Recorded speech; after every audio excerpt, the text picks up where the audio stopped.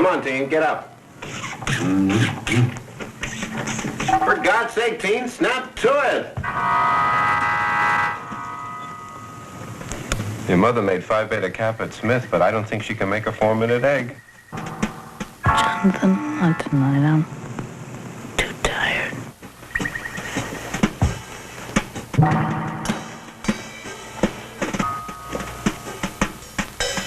Is there anything you can do anymore? And you're just beginning to vibrate. I know you excite the hell out of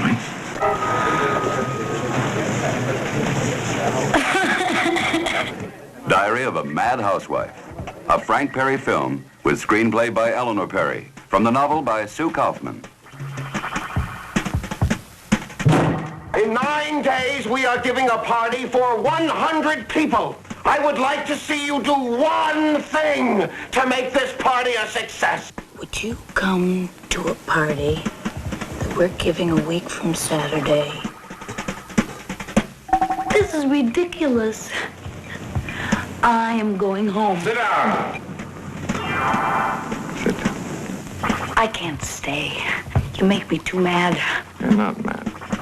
You're scared to death. By far, the Perry's best film. Great movie making, superb performances. New York Times. An important film, Life magazine. A pungent contemporary comedy, Playboy. A beautiful and dazzling piece of filmmaking, Holiday magazine. Certainly not a love affair.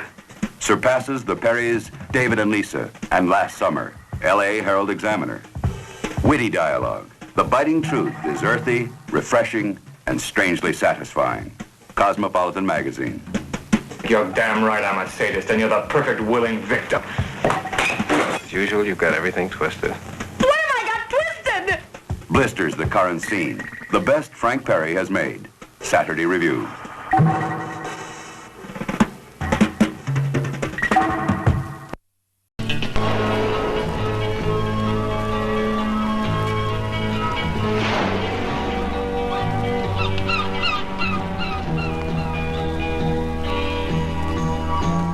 It is of children that you must speak today.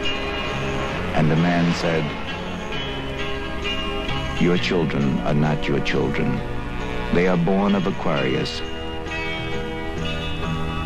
And the only path they know is to the stars. They come from you, but belong only to themselves. You all seem like such good friends. We are. We performed bird surgery together. We drunk truth serum together. We've told each other all the things about ourselves. It sort of creates a bond between people. And though you may give them your kingdom, their thoughts are their own. For it is to them that you bequeath the future. The future that you cannot visit. I love you both. Ah, she's just a kid. No, no, there's so few people we can trust. Careful. Terrific. I trust you. I trust you. I trust you. We all trust Let's each drink other. to that. Drink to that. When last summer began, they were children. When it ended, they were something else. Today's child dies. Tomorrow's man is born.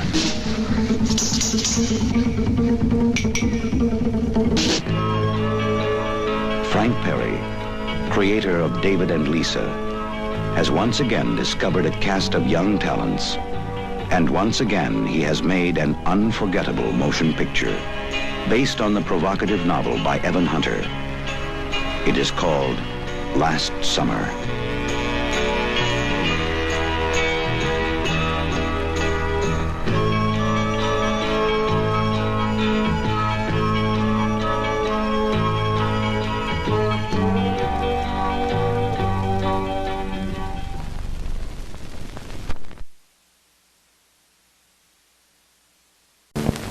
Really serious when you tell me your hobby is looking at naked women. I have an urge which you might call lascivious. Controllable, but it's an urge. I've always had it. Being married makes it seem like I shouldn't have it anymore. But the fact is, I do. You could say it was like a hobby. So what's wrong with being a voyeur?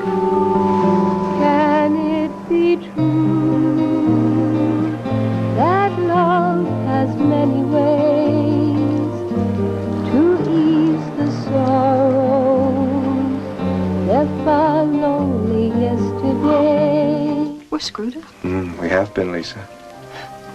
I want to be on the cover of Vogue, and you want to have sex orgies with Eskimos. What kind of a marriage is that? Let Bill and Lisa guide you through all the devastatingly funny hurdles of the marriage of a young stockbroker.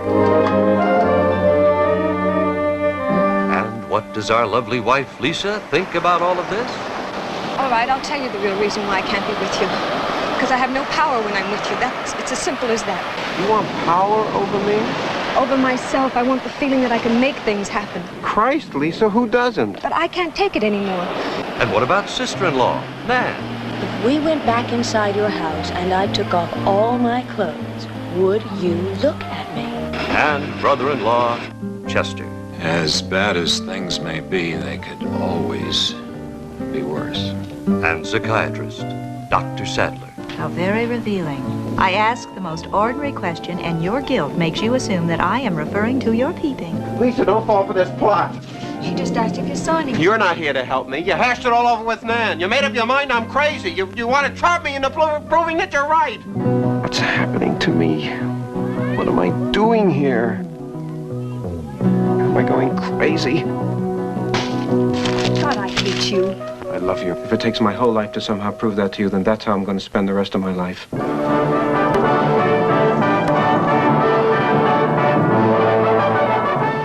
Dear, is that starting to tear? I wasn't. The marriage of a young stockbroker.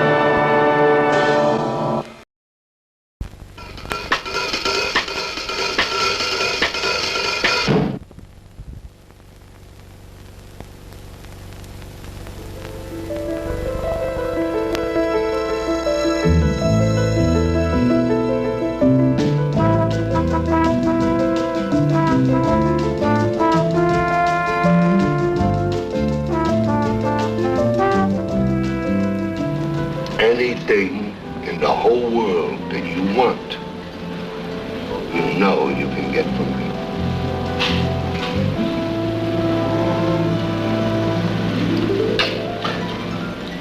Because, Brenda, you've been a good girl.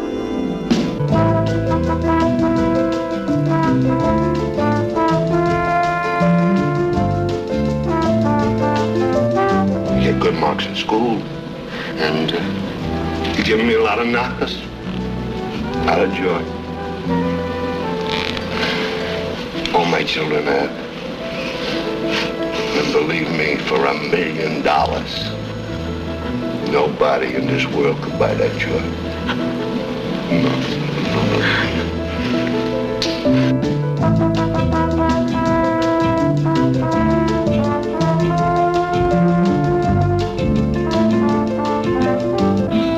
I'll tell you the truth. I feel very sorry for their parents. Because I know how unhappy your mother and I would be if we were in their position. And I thank God every day that I have children I can trust.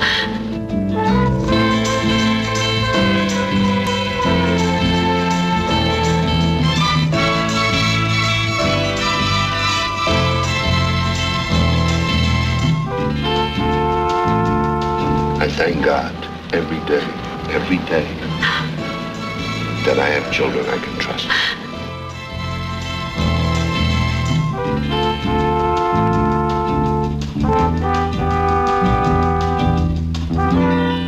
Make love to me.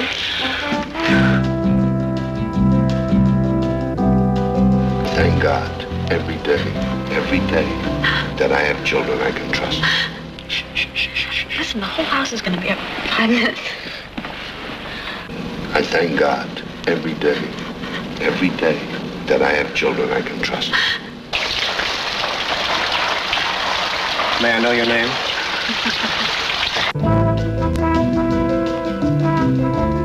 Paramount Pictures proudly presents Goodbye, Columbus, based on the novella by Philip Roth.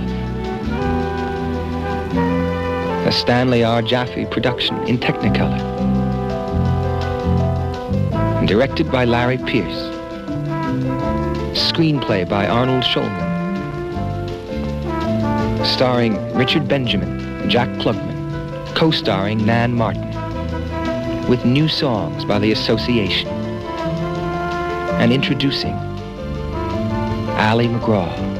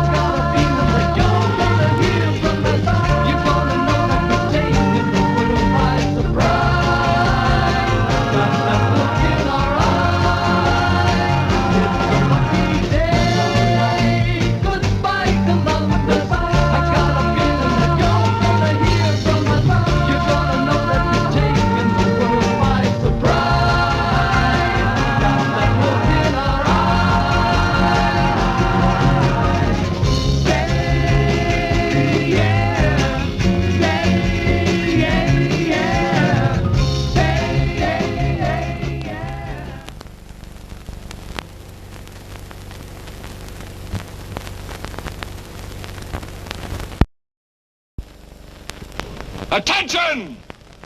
Ladies and gentlemen, attention! A comrade, a citizen, a fellow human being cries out for our attention!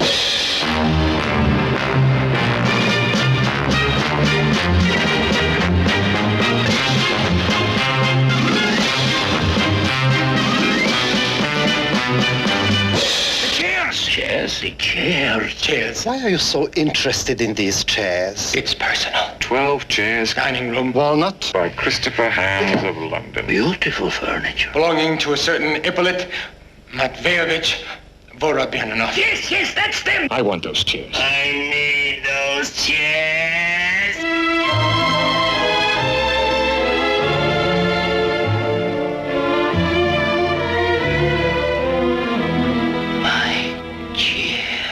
Tikhon, you idiot, my gloves. My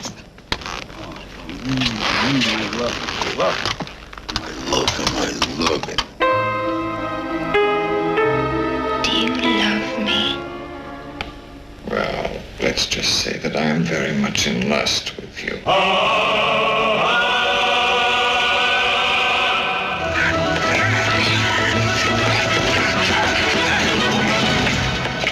Our Fyodor. Come on, God! Tikhon is back. Tikhon, come here. 12 chairs.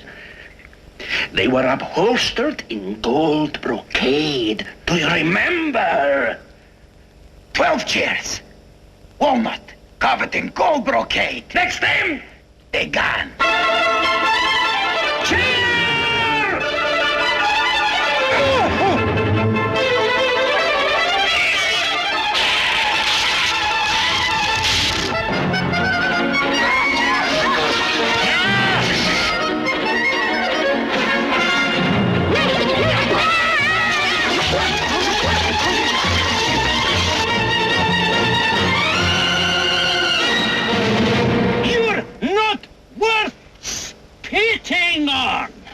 Well, you are.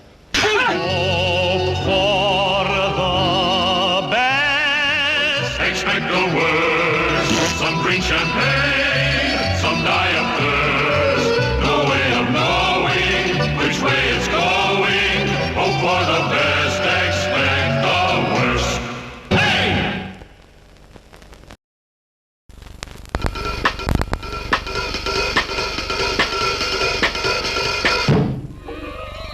You are involved in the single most important project in the world today.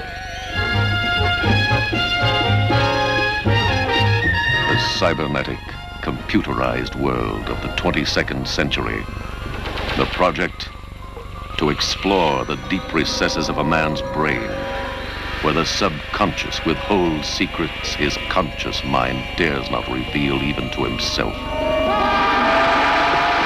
His last words. West will be destroyed in 14 days. Repeat, 14 days. The challenge, to bring a man back to life from the edge of death, to restore his memory from a programmed tape, tortured moments in which he is on the run from others and himself. Project X, co-starring Christopher George.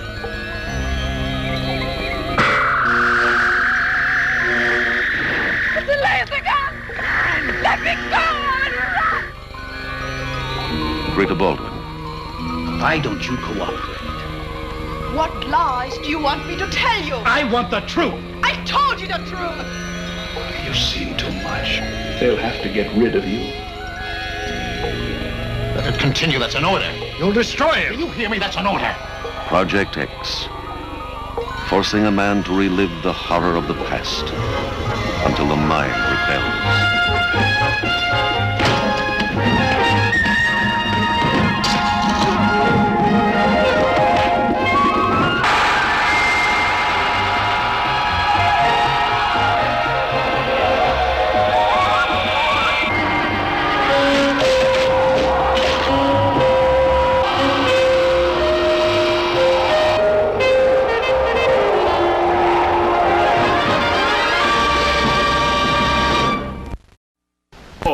A gigantic motion picture, a cast of thousands, cost millions. It must be stuck. It's stuck, all right. It's the wrong picture. This is out of sight.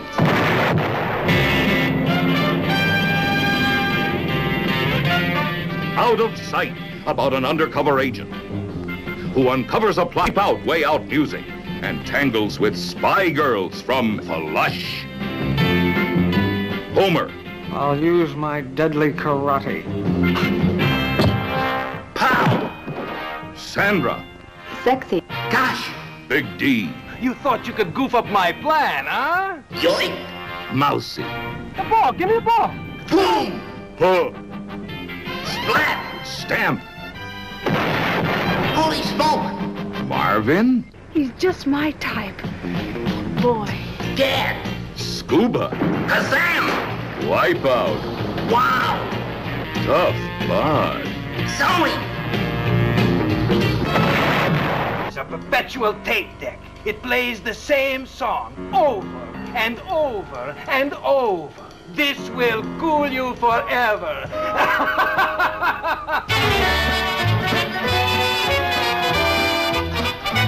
They call it Malibu Run on Highway 101. She'll come back, oh yes, she'll come back and get my kicks out on the floor. Say you made a gun at the county farm, he had the shackles on, baby, please don't go. It's not unusual to be mad with anyone. Baby, when I hear your name, I go all funny over you.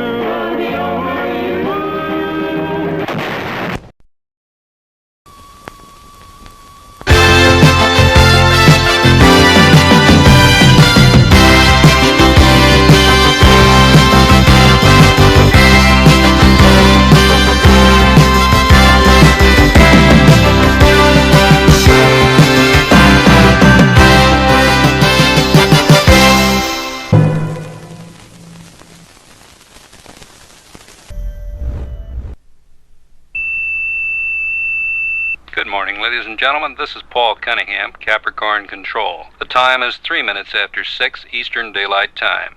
We're coming up on T-minus 32 minutes, 21 seconds. Mark.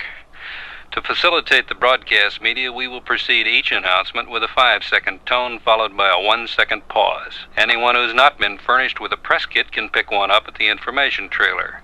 At the present time, all systems are go, all lights are green. To To review the morning for you, at T-minus 8 hours, 5 minutes, Launch Complex 39 was cleared and we began to load liquid propellant into the launch vehicle. At T-minus 4 hours, 30 minutes, Colonel Charles Brubaker, the command pilot, Lieutenant Colonel Peter Willis, and Commander John Walker were awakened by Dr. Roger Burroughs, the flight surgeon. They were given a final physical examination and pronounced all fit. The crew then had a breakfast consisting of half a grapefruit, a 10-ounce steak, 12 ounces of orange juice, 2 eggs, and toast. The crew is now in the gantry access arm where they're preparing to enter the spacecraft. We're at T-minus 30 minutes and counting, and this is Capricorn Control. Morning, gentlemen. Morning, Horace. Are we late? Traffic was terrible. I see you're all in good spirits. Have you done the EDS test yet? They're almost completed.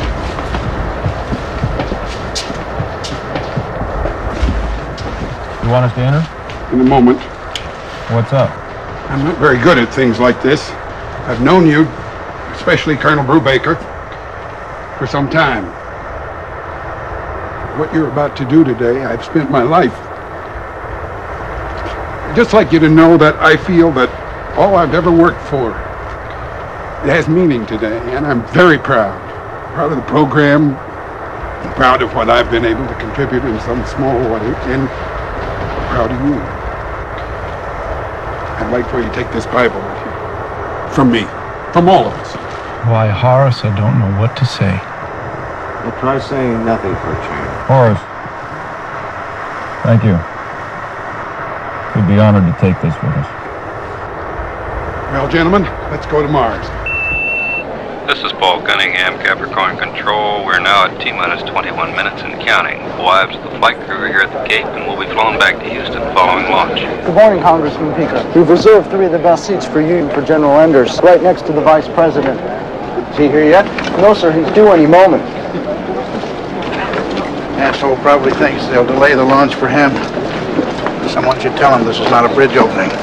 I hope you and Mrs. Pico will be very comfortable. The agency would like you to have these commemorative binoculars to help you watch the launch and to remember this day.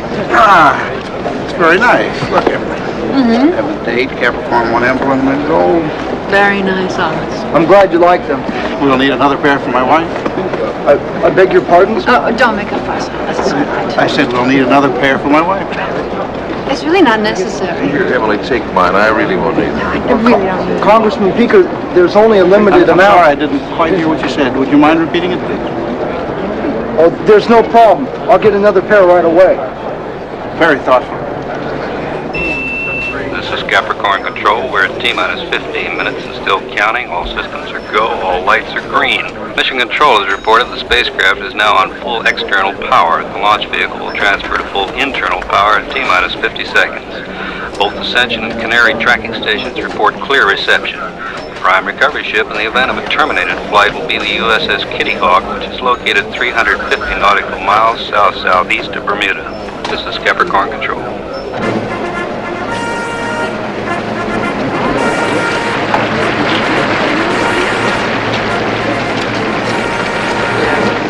Hello, Emily. How are you? Phyllis? Hello, Hollis. Nice to see you. Glad to see you. Hollis, how are you? Very well, Mr. Vice President. How is the President today? Oh, just fine, thank you, Hollis. And he asked me to personally express his regrets at being unable to attend this launch. However, there were some very pressing matters that needed his attention in Washington. Like getting reelected. Mr. Vice President, I hope you and Mrs. Price will be very comfortable. The agency would like you to have these commemorative binoculars to help you watch the launch and to remember this day. Thank you. Thank you very much. Very nice. What is your name, son? Hughes, sir. Mark Hughes. You learn pretty quick. You'll do all right. Thank you, sir. We're at T-minus 10 minutes and counting. Stage 1 is green. Stage 2 is green. Stage 2 is green. Malfunction detect system on second panel. Roger, MDS on second panel. Capricorn 1, we confirm TARS and MDS. You are green on both. You are go for inertial guidance and ohms checks. Roger, Houston. Gentlemen, we're ready to close the hatch. Anybody want to get out? This is your last chance.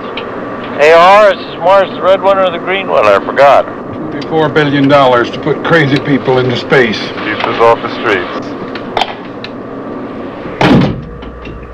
Colonel Brubaker Officer has reaffirmed the completion of the EDS test checks. Mission Control reports all systems are go, all lights are green. Dr. James Kellaway, Director of the Manned Space Program, is in Houston at this moment. He is in full voice contact with the flight crew. Landing module OI shutdown.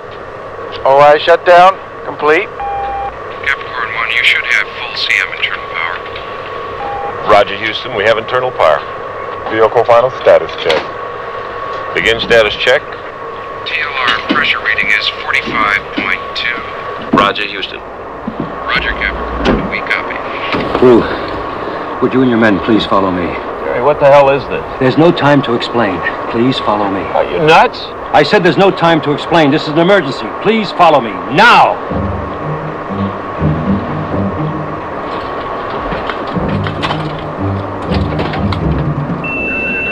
Paul Cunningham, Capricorn Control. The space vehicle final checks have been completed. The access arms are swinging into final retract position. The destruct systems are now fully armed. TLR pressure reading is 45.2. Roger, Houston, 45.2. The flight crew has completed the final launch vehicle range safety checks. At T-minus 50 seconds, the launch vehicle will be on full internal power. That begins the actual launch sequence.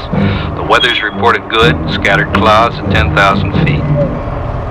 All systems are go, all lights are green. We're at T-minus 3 minutes, 6 seconds, mark. The launch officer is given a go to begin the firing command automatic sequence.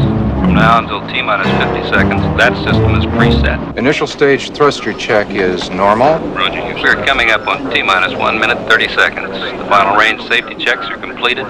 The launch safety officer reports all systems are nominal, and we are go at this time. The launch escape tower is now fully armed. In the event of an abort, the tower will carry the command module away from the launch vehicle and will activate a system of drogue chutes at 10,000 feet. The flight crew reports all guidance and navigation systems are functioning properly. The range safety officer reports all tracking stations are operational. This is Capricorn Control.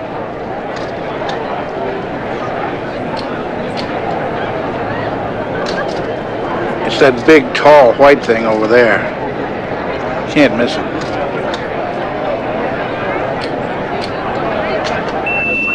This is Paul Cunningham, Capricorn Control. We're at T-minus 1 minute and still counting. All systems are go, all lights are green. We should have launch vehicle power transfer right about now. Capricorn, give us your ALCS update. Roger, Houston, we read nominal ALCS. Roger, Capricorn, we copy. We're at T-minus 30 seconds. At the present time, all systems are go, all lights are green.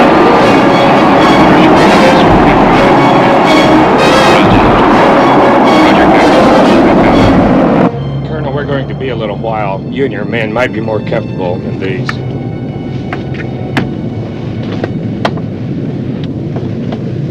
We are T-minus 18 seconds from liftoff. We're T-minus 15 seconds. T-minus 10 seconds. 9, 8. We have ignition. 6, 5. We have outboard engines. 3. We have inboard engines. 1, 0. We have a launch commit. We have a liftoff at 35 minutes after the hour.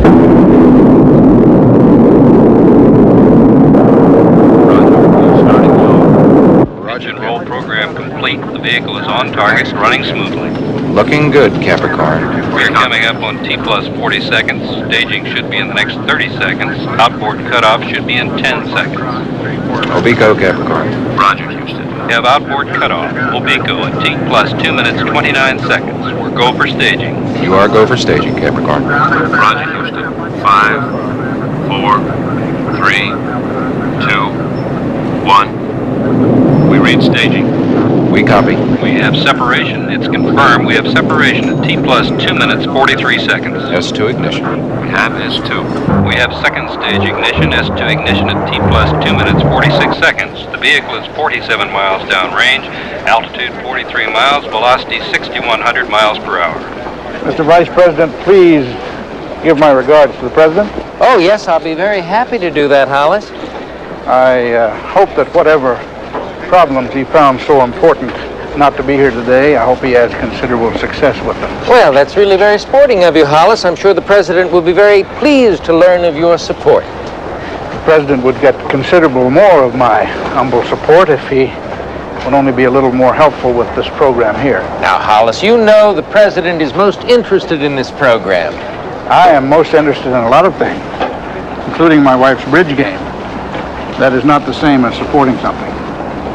Hollis, there are a number of people who feel that we have problems right here on Earth that merit our attention before we spend billions of dollars on outer space. There are a number of people who feel that there are no more pressing problems in our declining position in world leadership. It was wonderful seeing you again, Hollis. The pleasure was all mine, Mr. Vice President. This is Paul Cunningham, Capricorn Control. We're at T plus 2 hours, 16 minutes into the flight. The spacecraft is now in an elliptical orbit with an apogee of 141 nautical miles and a perigee of 122 nautical miles. Mission Control reports full voice contact with the flight crew. This is Capricorn Control. Welcome, Colonel Brubaker. Could you please come with us? I'm not going anywhere until somebody tells us what the hell's going on. Everything will be explained to you. Bullshit. I want to know right now. Colonel, I know this sounds strange. We are all working for the same thing. We are not your enemy.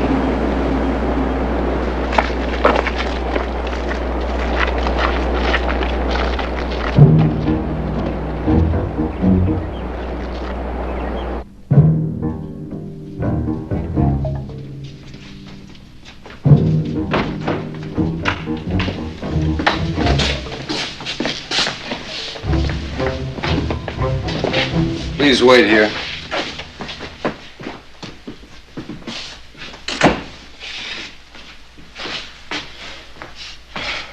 I suppose you're wondering why I called you all here.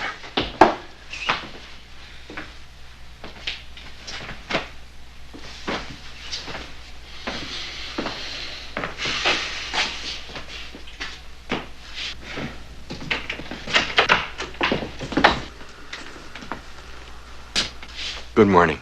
Hi there, Dr. Calloway. Nice to see you. A funny thing happened on the way to Mars.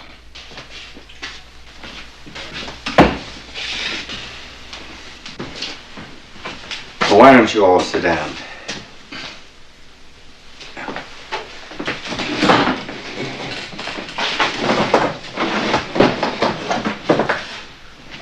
Okay. Here it is. I have to start by saying that if there was any other way, if there was even the slight chance of another alternative, I would give anything not to be here with you now. Anything. Brew, how long have we known each other? 16 years. That's how long. 16 years. You should have seen yourself then. You looked like you just walked out of a Wheaties box. And me, all sweaty palmed and deadly serious.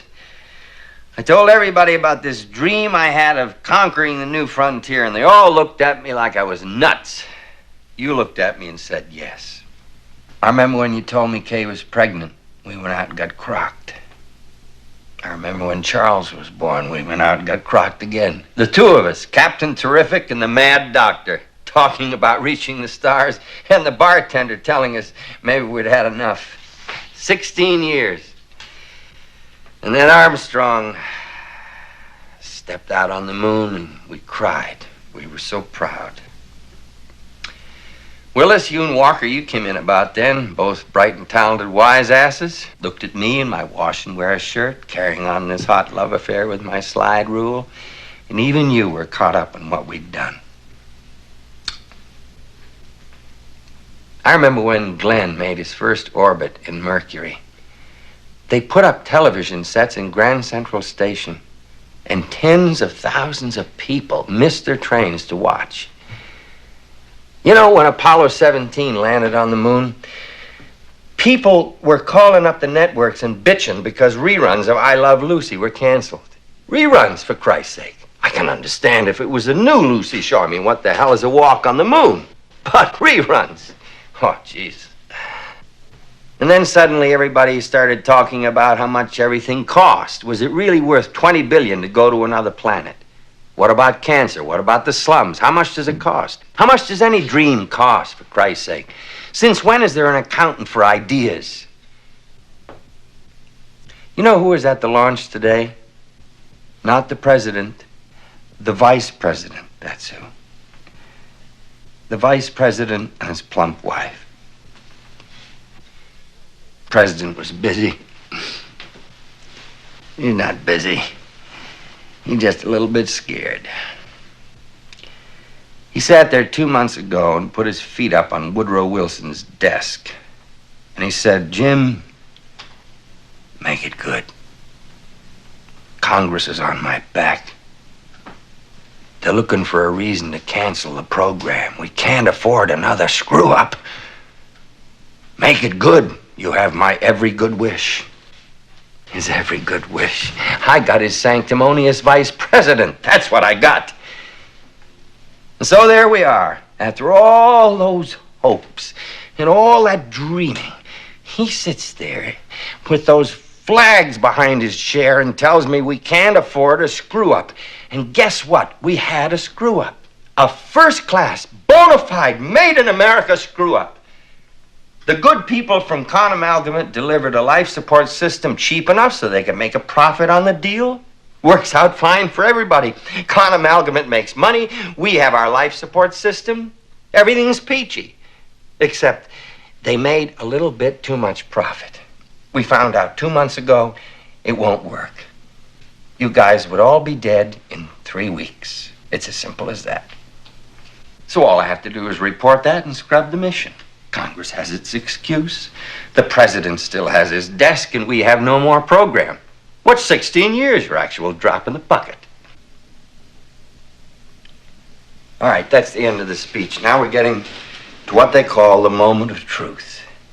Come with me. I want to show you something.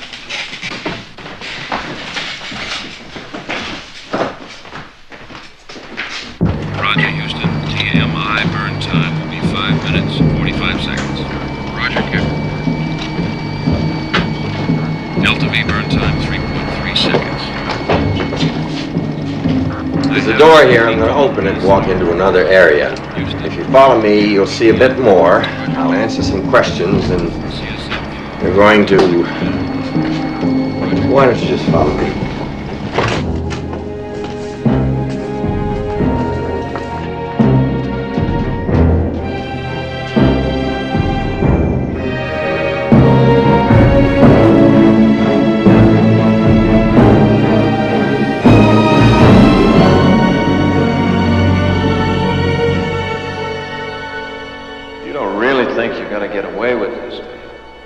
Well, I don't know. It's a chance. Maybe it's not a very good one, but it's a chance. Who knows about this? Almost nobody. Houston is monitoring the actual flight. All the telemetry is coming from the command module, so are your voices and the medical data. We recorded everything from the practice simulations. They don't know. All we need from you is the actual television transmissions during the flight and the Mars landing. That's all. Just the television transmissions. That's all. Just the television transmissions. We inserted a change in the onboard computer so the spacecraft will land 200 miles off target when it returns to Earth. You'll be flown to an island near that point. From there, you'll be transferred to a helicopter. The helicopter will fly you to the space capsule, and you'll be put inside. It'll take the recovery forces a minimum of an hour and a half to reach the splashdown site. By then, you will be inside the capsule. When the prime recovery carrier arrives, they'll find you inside the capsule and take you out of the spacecraft. You thought of everything. I don't know. I hope so. Of course, you're sure we'll go along, right? No, I'm not. What if we say no? I don't know. Don't say no. When does Alan Funt come running in and tell us we're all on candid camera? Oh, Jesus. You think I like this? You think I really believe I'm standing here in this craziness telling you about patching and tape recordings and telemetry and an island 200 miles from the target zone? I don't know what the hell I'm doing either. I just care so goddamn much. I think it's worth it. I'm not even sure of that. I just think it. I think I'm gonna throw up. Well, that'll solve everything. What's this all gonna solve? It'll keep something alive that shouldn't die. Before you all begin to moralize, you take a look around.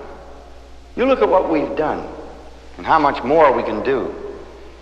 You look at what we've meant to this country. Nobody gives a crap about anything anymore. People close their garages and triple lock their doors, they hide under the beds. They're even afraid to turn on their television sets for fear of what they might find out in the evening news. There's nothing more to believe in. Now, you want to blow this whole thing wide open?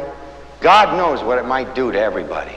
I'm sorry. I'm so goddamn sorry. I just don't know what else to do. I'm hanging on by my fingernails, just like everybody else. Go on. You want to be the ones who give everyone another reason to give up? Go on. This is really wonderful. But we go along with you and lie our asses off in a world of truth and ideals as protected. But we don't want to take part in some giant rip-off of yours, and somehow or other we're managing to ruin the country. You're pretty good, Jim. I'll give you that. No. You're twisting my words. Don't sell yourself short. Don't sell the program short. Don't oversell it. I'm not so sure that canceling a flight or cutting off appropriations means America folds up. It's not as simple as that, and you know it. I don't know it. If the only way to keep something alive is to become everything I hate, I don't know if it's worth keeping it alive.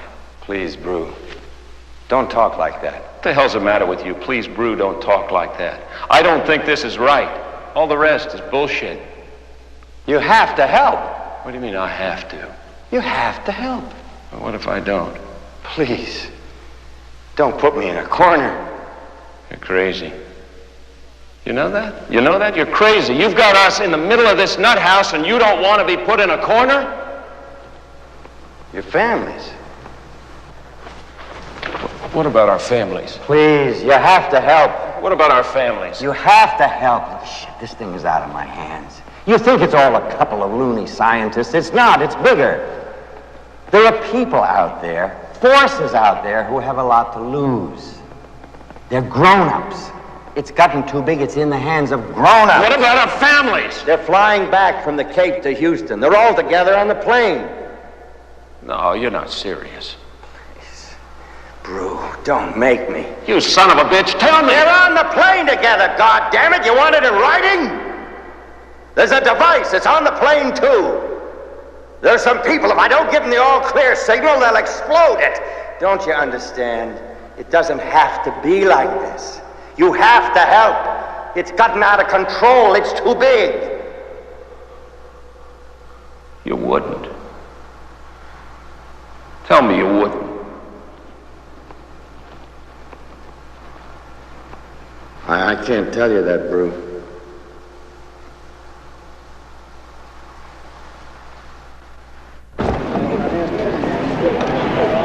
This coffee is horrible. It's not that bad. It is. It's that bad. Don't drink it. I'm always unwrapping things. I wake up and take the cellophane off the drinking glass. The soap's in a Holiday Inn wrapper. Even the toilet has a paper band on it with a nice little note from the hotel saying they put the band on the toilet for my protection. I'm always afraid that if I stay in bed too long, the maid's going to walk in the room and put a paper band around me and the bedspread. I don't mind. You wait. After a while, you won't know what city you're in. I defy anyone to tell me the difference between the Holiday Inn in Houston and the Holiday Inn in Cincinnati. The rooms are the same. The music in the elevators is the same. Even the ladies with too much makeup in the coffee shop are the same. You never know where you are until after breakfast when you read the paper. I don't mind it. Well, I don't mind it that much either. It's just that I would like it all to be with someone I care for.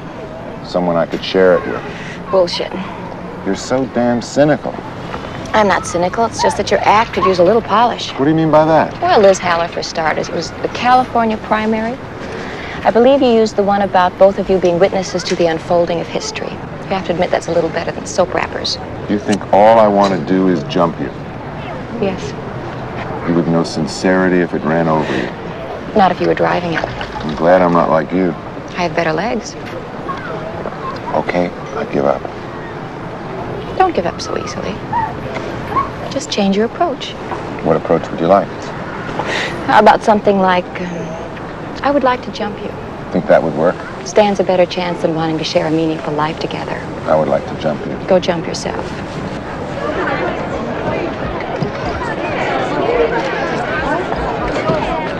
Hello? sorry that you have to wait outside the house all day like this.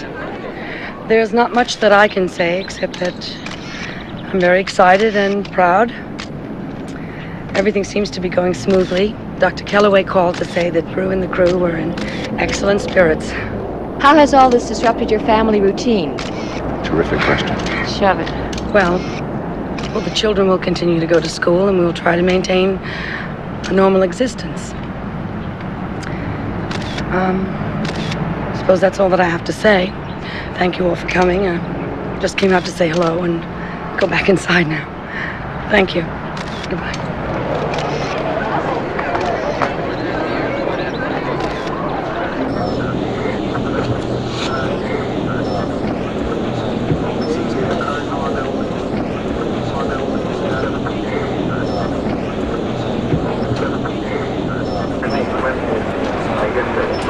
Dr. Bergen. Yes, Elliot. I wonder if I could talk to you for a moment. What is it? Well, there's something. I have a problem, sir. Oh, are you feeling all right? Oh, yes, sir. It's the readout. What about the readout? Well, I just can't figure something out. Well, perhaps I can be of some help. I hope so. See, I ran a check on the transmission on my own on the signals. On your own? Yes, sir. I like your dedication. The readout. The television signals are coming in ahead of the spacecraft signals. It's like they're closer or something, much closer. No, that's not possible. There must be some malfunction in your equipment. Well, I don't think so, Dr. Bergen. You see, I double-checked that console. Which console are you on? 36, sir. Well, that's the answer. We've been having some problems with the circuitry on 36. We've had trouble with it before. I'll make sure it's repaired, and thank you for bringing the problem to my attention. You show initiative. I like that.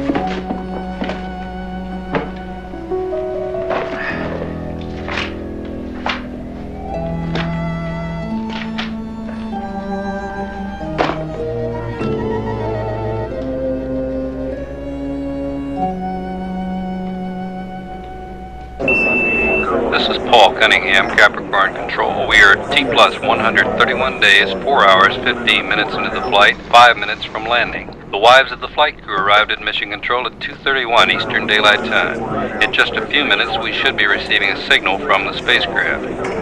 It's important to know that it takes 21 minutes for the signal from Mars to reach Earth. We have no way of communicating with Capricorn 1, and what we will see actually happened 21 minutes ago. This is Capricorn Control. We're getting something now. We are changing to a secondary frequency. Houston, this is Capricorn 1. CM-LM separation was nominal. I have CM visual contact through the port window. Delta V burn time 3.3 seconds. 3.3 seconds burn is correct. We should be hearing from the CM soon. Houston, this is Just wait. CM. I see the LM. 5 minutes after the landing, that asshole Price will be calling to tell me how pleased the president is. If our data is correct, their altitude is 2.2 miles, pitch angle 20 degrees, vertical descent 44.6 feet per second. We have passed locator. Altitude 950 feet. Looking good. 15 seconds. 15 seconds. 10 seconds. 10 seconds. 9, 8, 7, 6, 5, 4, 3, 2, 1, 0. Houston, this is Capricorn 1. We have landed.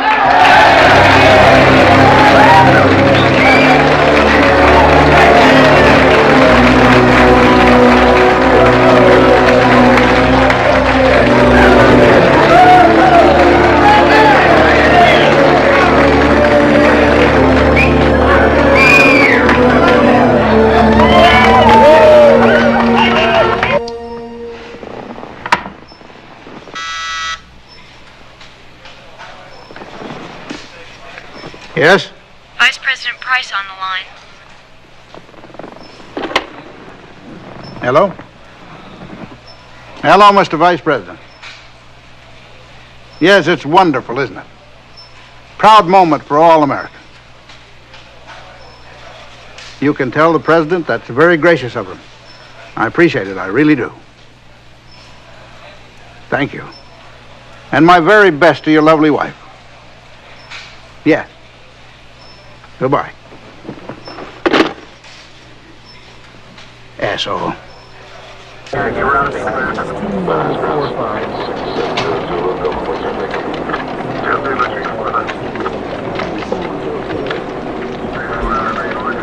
Dr. Kellaway, I wonder if I could speak to you for a moment. Certainly, Elliot. What seems to be the problem? Well, I just can't figure something out, sir. What is that? Well, I'm not exactly sure, but it's in the readout. I spoke to Dr. Bergen about it a long time ago, and he said it was in the console. I'd like you to take a look at it. What console are you on? Telemetry's a 36. Oh, yes, Dr. Bergen told me about that. We had that console repaired. I know, sir. It's just I keep on having the same readouts. What readout? Well, sir, I ran a program on my own just to check something, and the readout's different. You ran your own program? Yes, sir. And, I don't think it's the console. Well, we'll have it shut down, and I'll see that it's serviced. Thank you, Elliot, for bringing the matter to my attention. You're welcome, sir.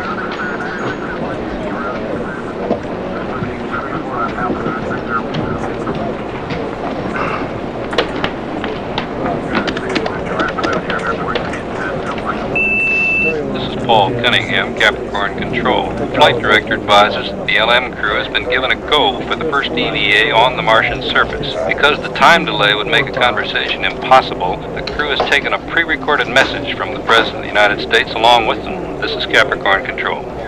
Houston, we are activating the camera. Roger, Capricorn. Houston, you should have a picture now. We have a pretty good picture now. Houston, I am out of the hatch. I'm on the ladder. Houston, the suit is functioning. The ladder is steady. I am 3 steps from the bottom.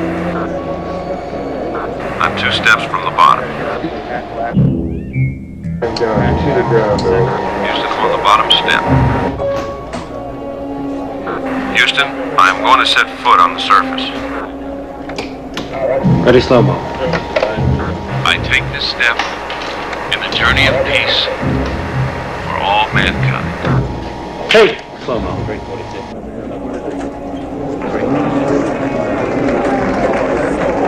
Houston, I am on the surface. Roger, Capricorn. We copy. I'm starting to walk now. Houston, the surface is solid. Visibility is good. I'm walking toward the camera. The footing is solid. The surface seems powdery. I'm picking up the camera now. I have the camera. The picture will get shaky for a while. The footing is good. Houston, I am setting the camera down now. The rocks seem very porous. Houston, I am outside the hatch. Houston, I am on the ladder. Ready, slow-mo. Houston, I'm stepping onto the surface. Take slow-mo.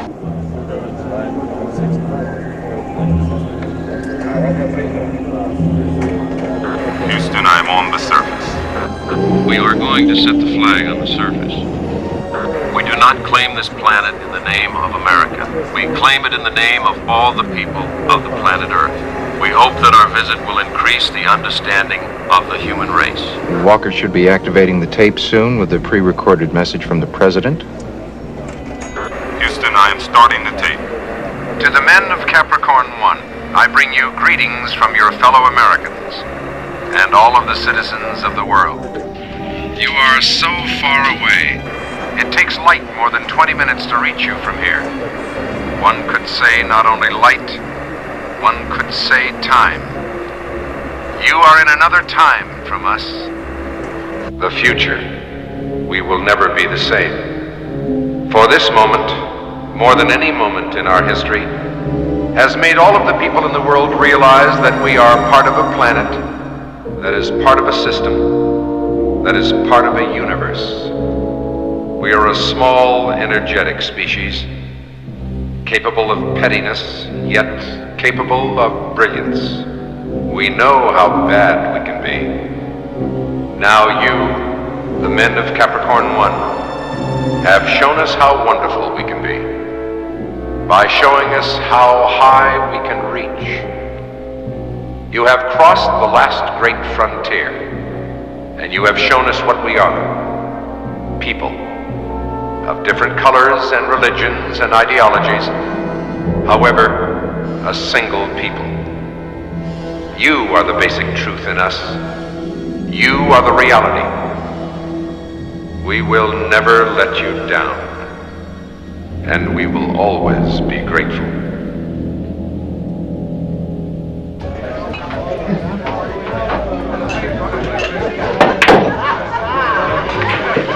I have decided after careful deliberation and painful soul searching to give you an opportunity to win your $50 back. I don't feel like playing. 8 ball, $5 a game. I don't feel like it. $10 a game. Serious? So am I. I'll even let you break. How much more serious can a person be? You're drunk. I knew there was a reason I was feeling this good. I need a drink. Underneath that wash and wear shirt, you have some heart. It may be sanforized, but it's a heart. Marty?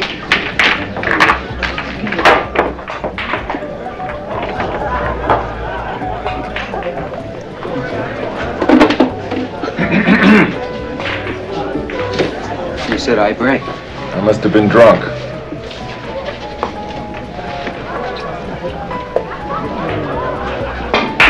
Hard day at the office, do you? I don't want to talk about it. Did you break your slide rule? I'm not really sure. I ran a check on my own on the transmission signals. The numbers came up screwy, so I told Dr. Bergen about it. It was like he was pissed at me for running a check. He said it must be a console malfunctioning, so I told Dr. Calloway about it. He said the same thing. Big deal. What did you expect, a merit badge? I guess so. They must know what they're doing. Those numbers couldn't have been right anyway. No way. Well, if you know the numbers couldn't have been right, why the hell are you so upset? It was the way they reacted. No double check or anything. They looked at me like I was a kid and offered me a cookie. What were the numbers? I have to admit it is ridiculous. Good, let's play pool.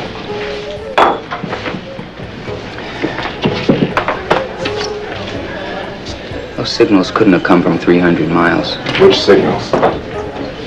The television transmissions. I think I just sobered up. Would you tell me what you just told me again? Hey, Caulfield. Telephone.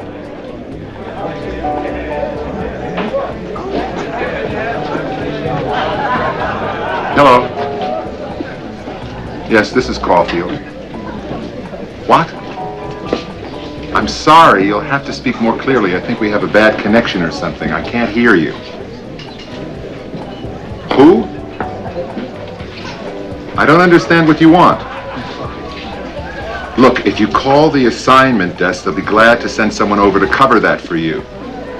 Yes, ask for the assignment desk. Assignment, that's right. You're welcome.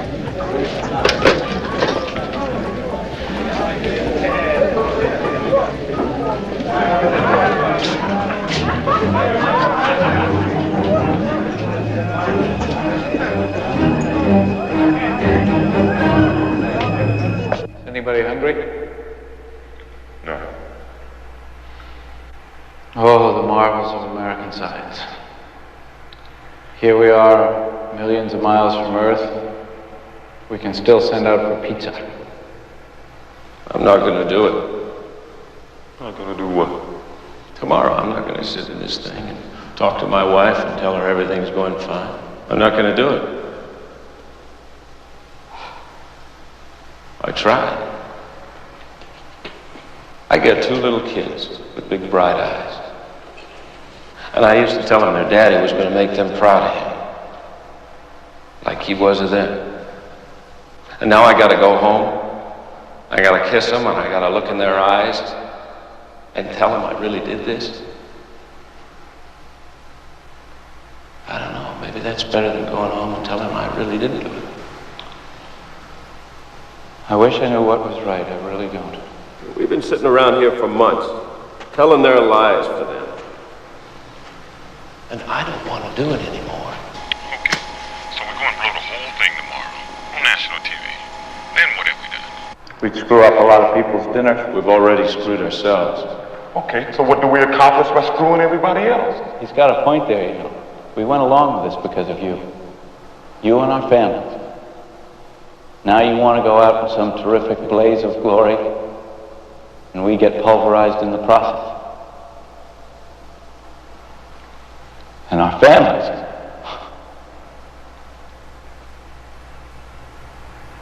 What about our families? I know.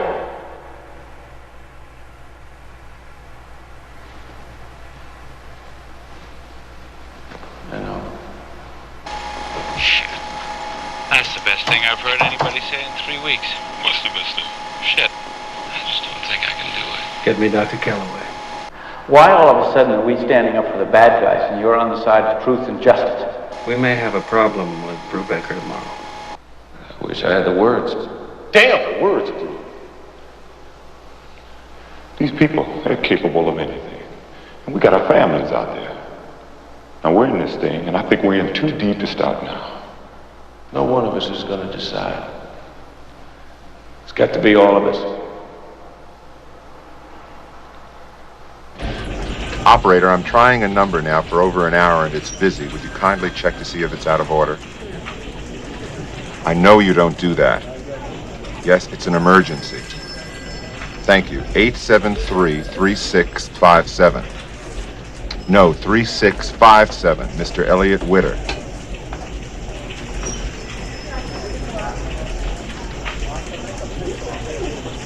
Out of order? Thank you very much, Operator. This is Paul Cunningham, Capricorn Control. We're at T plus 223 days, 6 hours, 32 minutes. All systems are go, all lights are green. We're awaiting the start of the final television transmissions from the command module on its return to Earth. This transmission is specifically a conversation between the crew and their wives. This is the first time the crew has been close enough to Earth to make normal conversation feasible. This is Capricorn Control. Capricorn 1, this is Houston. Capricorn 1, this is Houston. Roger, Houston. This is Capricorn 1. Houston, do you have a picture?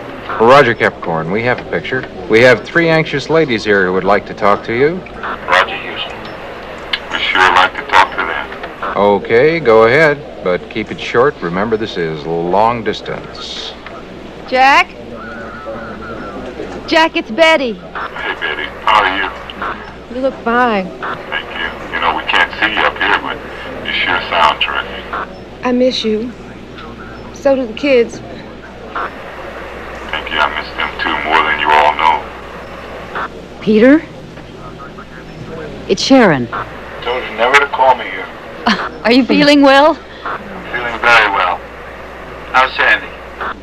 She's got the part of Wendy in her school play. They're doing Peter Pan. That's terrific.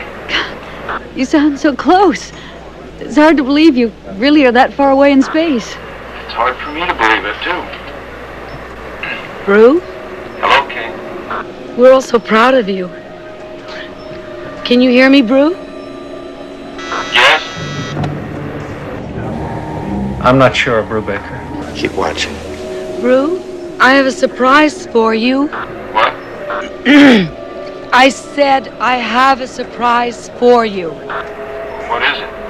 Charles wrote a composition in school, and he won an award. May I read it to you? Brew, can you hear me? Yes, please read it to me. It doesn't look good. Do you want me to cut the transmission? Not until I tell you. My Father, by Charles Brubaker, Jr. My father is far away from me now. He is flying to Mars. I miss him very much. I always miss him when he goes away. I'm not sad, though. I used to be sad when he went away. One day he told me something. He said that people can't live only for themselves. He said that he was trying to do something that would be good for everybody. I know that is what he is doing now. He is doing something for everybody to give them a better life. that means he is doing something for me, too. So even though he is far away, he is thinking about me and I am with him. That is why I'm not sad. That is why I'm so proud of my dad. And I love him so much. Kate? What is it? There's something I want to say.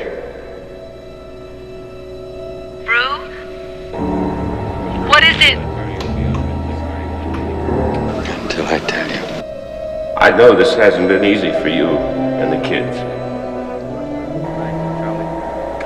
I want you to know I love you. Tell Charles. Thanks for the composition, please. I will. When I get back, I'm gonna take him to Yosemite again. Like last summer. I will. And I want you to know that I love you. Very much. Time's up, gentlemen. Roger. The next time we see you, you'll be on the way home. Roger. Well done, Capricorn.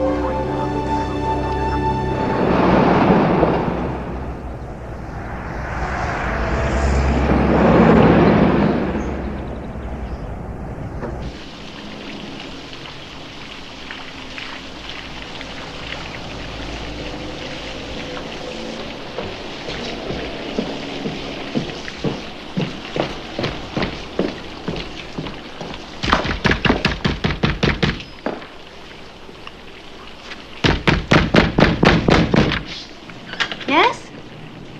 Is Witter in? Tell him it's Caulfield. Who? Witter, Elliot Witter. There's no one here by that name. You must have the wrong apartment. Well, this is apartment 228, isn't it? Yeah. Oh, you probably have the wrong building. You know, they all sort of look alike. Yeah, that's right. This is 4311 Claridge, isn't it? Yeah, it is. Elliot Witter lives at 4311 Claridge in apartment 228. Is this a joke? Look, I've been here a million times. Elliot's a friend of mine, and he lives in this apartment. Look, Mr. Whoever you are, I'm cleaning an oven. It's my oven. It's in my kitchen, in my apartment. Now, if you don't mind, I'd like to get back to it. Wait a minute, just wait. Look, I'm not a crazy person, and I'm not a mugger. I'm looking for my friend, and he lives in this apartment. I swear it. Would you get your foot out of my door? I'm going to call the police. Now, I don't think this is funny anymore. Wait, I can prove I've been here before. I know this apartment.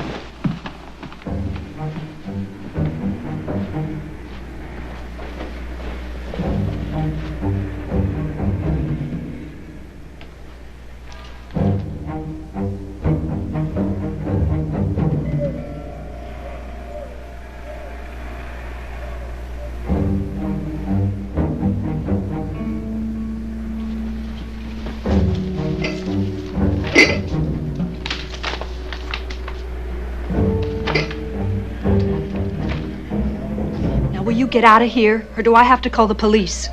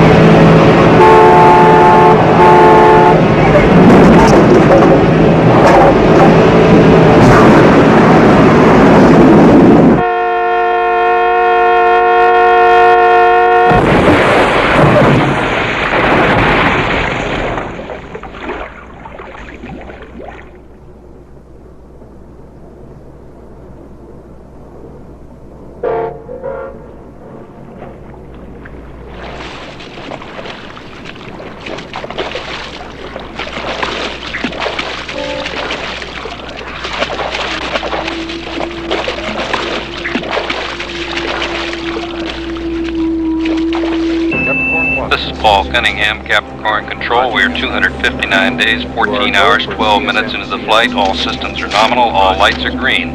The prime recovery ship, the USS Oriskany, is in position. An on-target landing should result in a recovery time of 18 minutes from splashdown to the opening of the hatch.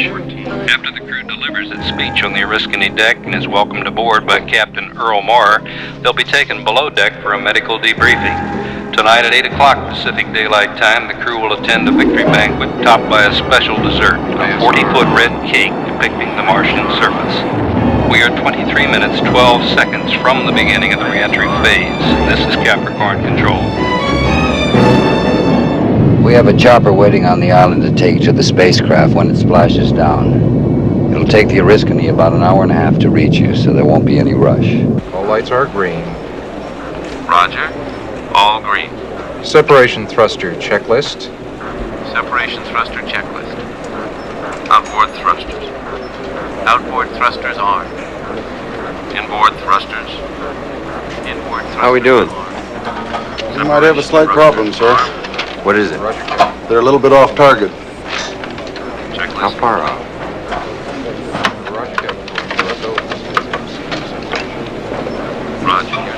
As much as 200 miles. That far? It could take up to an hour and a half for the recovery forces to reach them. Roger. Keep me posted. Yes, sir. 6, 5, 4, 3, 2.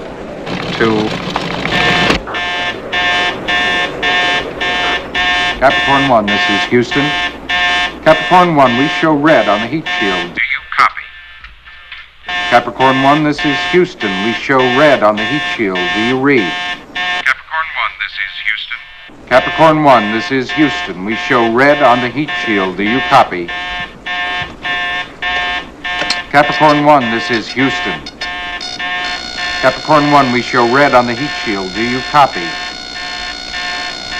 Capricorn 1, Dr. this Kellaway? is Houston.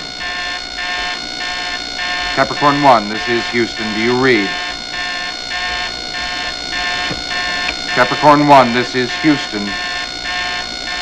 Capricorn 1, we show red on the heat shield. Do you copy? Capricorn 1, this is Houston. Capricorn 1, this is Houston.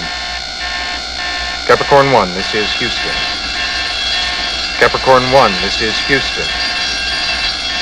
Capricorn, we show a red light on the heat shield. Do you copy? Capricorn 1, this is Houston. This is Paul Cunningham, Capricorn Control. We are advised that there appears to be a malfunction. We do not know what the problem is. We will keep you advised. This is Capricorn Control.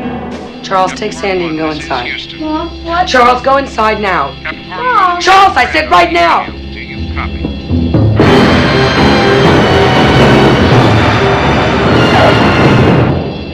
Capricorn 1, this is Houston.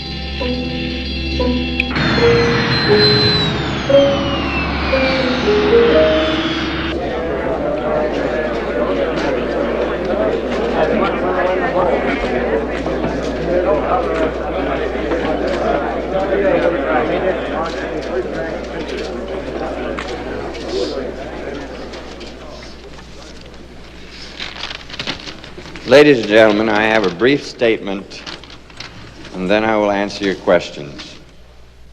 It must have been re-entry. Something went wrong during re-entry.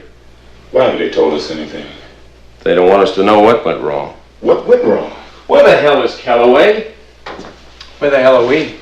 At T plus 259 days, 15 hours, 11 minutes in the flight of Capricorn 1, which is 2 minutes, 18 seconds after interface, the heat shield warning light on the mission control monitoring panel turned red. We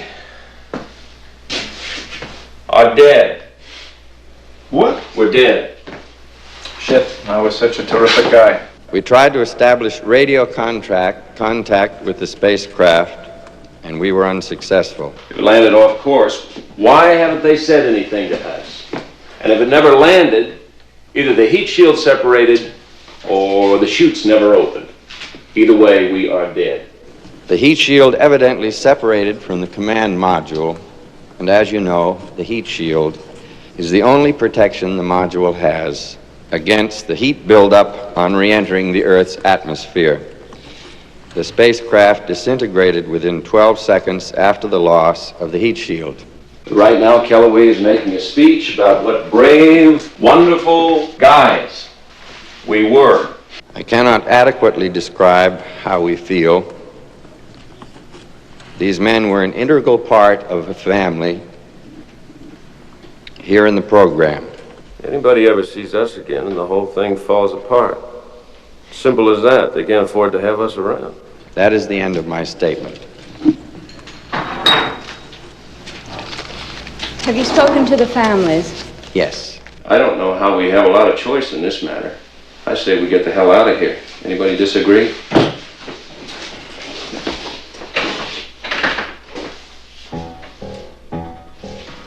When was the last time the heat shield was checked? All during the re-entry phase, there were a series of status checks.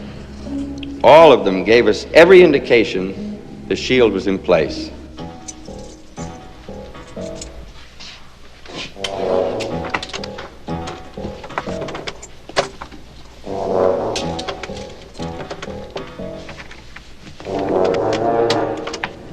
No, I have not spoken to the President yet, but I'm sure I will very soon. I'd like to say that the President has been a constant source of encouragement to all of us in the program. This mission meant as much to him as it did to us.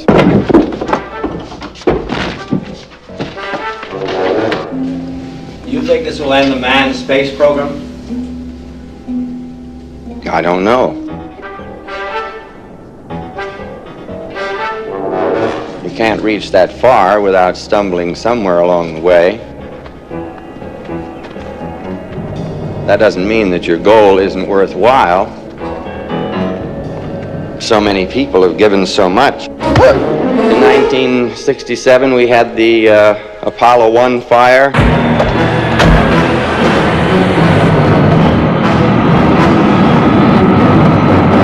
But we didn't just give up, even though we were crushed.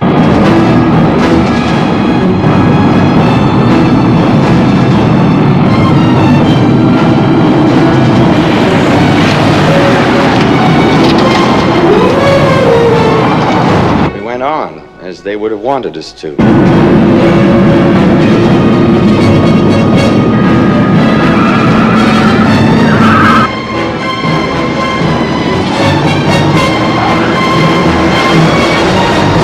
Now these three remarkable men have given their lives in an effort to widen the horizons of their species.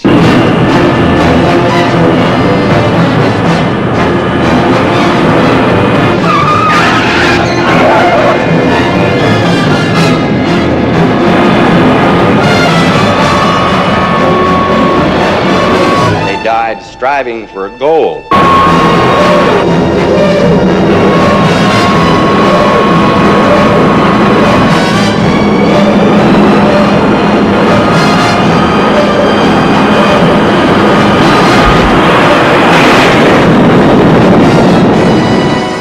You tell me. I ask you, I ask all of you here, you be the ones to tell me, how could we best serve these men? By giving up on their dream? By saying that it was all for nothing?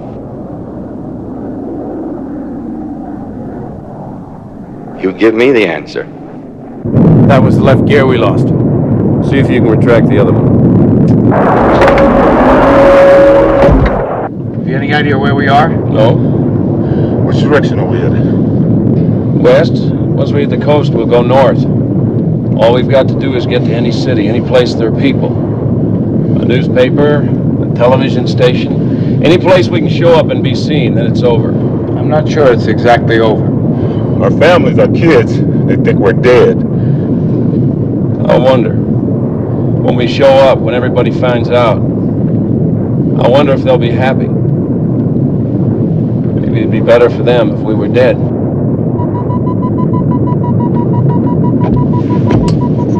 Oh, Christ. Fuel, there's no goddamn fuel. told you never to take a trip without checking the tank. What about reserve? Or unreserved. That's great. I'll start to circle, see if you can find a level area. There. Over there, beyond those cliffs. Are you sure you know how to land this thing? Full flaps.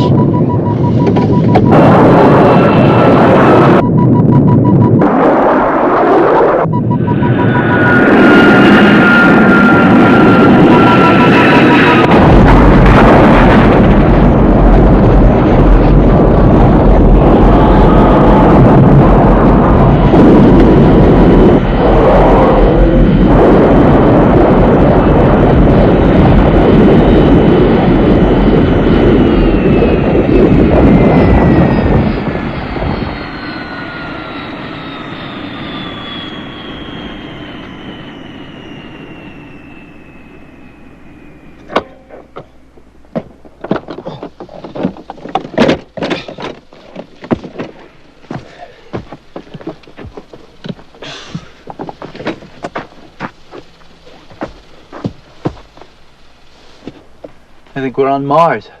We got about 20 minutes head start on him. It's not gonna be hard to spot this plane from the air. We got two choices. Either we stick together or we split up and go in different directions. Hey, I just found a survival kit in here.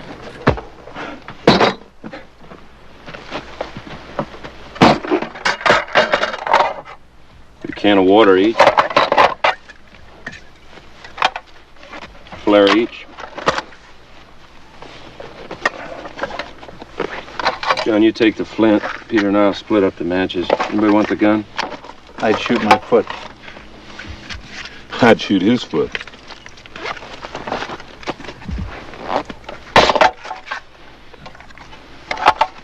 You take the knife.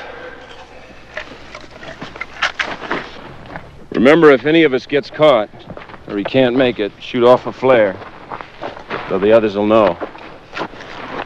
I'll continue west. John, you go north. Peter, you go south. We came from the east, so we know that's the wrong way. There's not a lot of time. There's too much to say, so let's go. If any of us makes it. Well. I ever tell you the one about the guy who had a job giving enemas to elephants and... Thanks.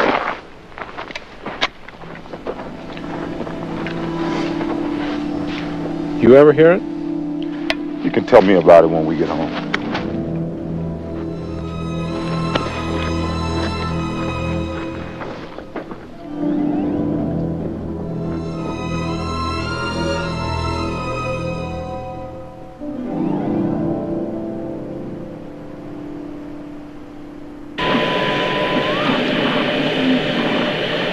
Tell Charles, thank you for the conversation.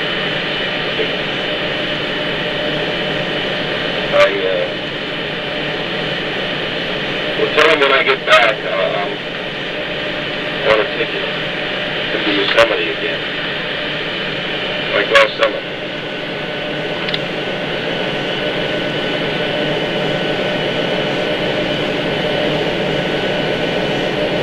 I will. Right there. Run it again. Like last summer.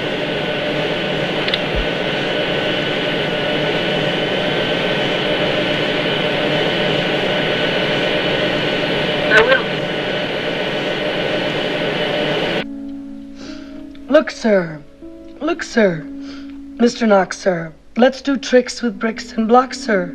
Let's do tricks with chicks and clocks, sir. Blocks. Look, blocks. Right. There are the blocks, and those are the... Clocks. Right. First, I'll make a quick trick brick stack. Then I'll make a quick trick block stack. You can make a quick trick chick stack. You can make a quick trick clock stack. Chicks. And? Clocks. And here's a new trick, Mr. Knox. Socks on chicks and chicks on fox. Fox on clocks, on bricks and blocks. bricks and blocks on Fox and Box.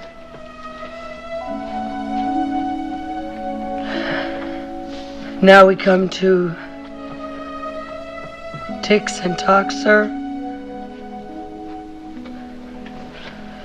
Try to say this, Mr. Knox, sir. Clocks. Clocks on fixed tick. Clocks on Knox talk. Clocks. Clocks. Clocks. Right, Sandy. Very good. 6. Sick. Bricks. Tick.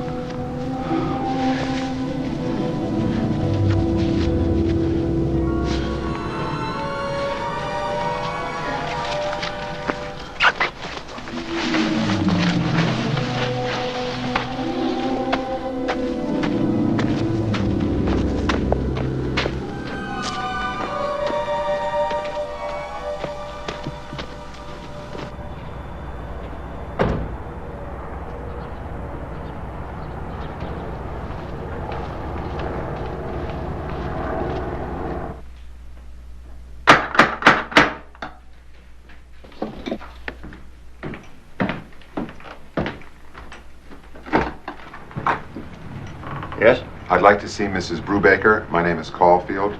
Miss Brubaker isn't seeing anyone at the moment. I telephoned this morning. I believe I'm expected. What was that name again? Caulfield, Robert Caulfield. Oh, yes. Miss Brubaker is expecting you. She's out on the patio. It's right through there. Thank you.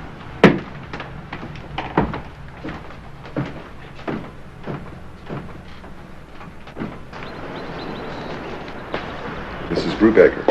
Mr. Caulfield. Sit down, please.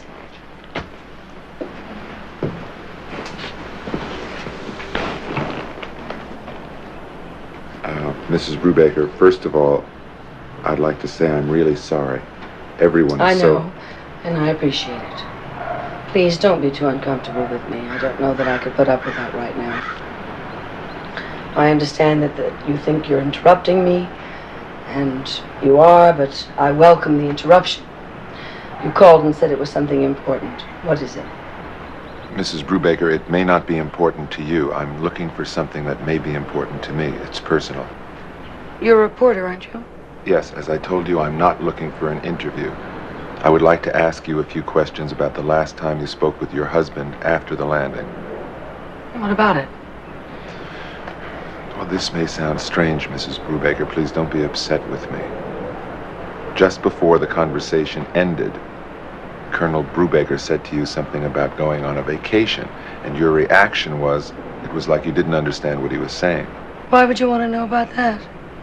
As I told you, it's something personal. It's personal to me, too. Please, I'm not trying to embarrass you or anyone else. Why would any of this be your business? Please trust me. Why? You ask really good questions.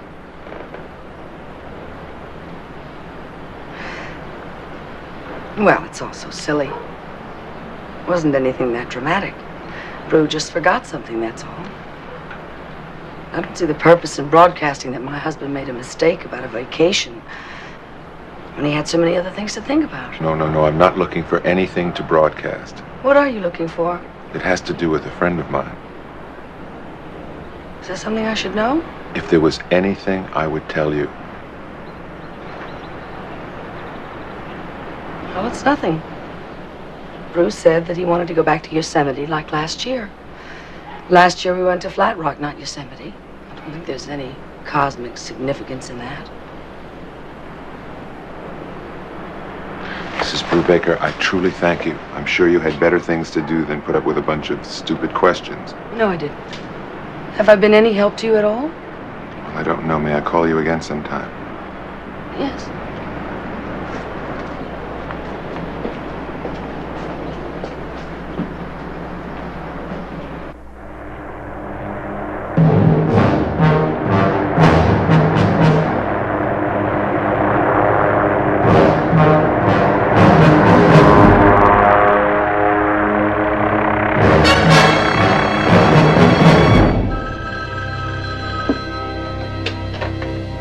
Yes.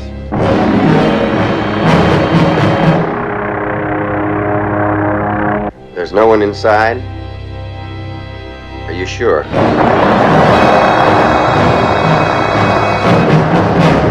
Get more personnel. They can't go too far on foot.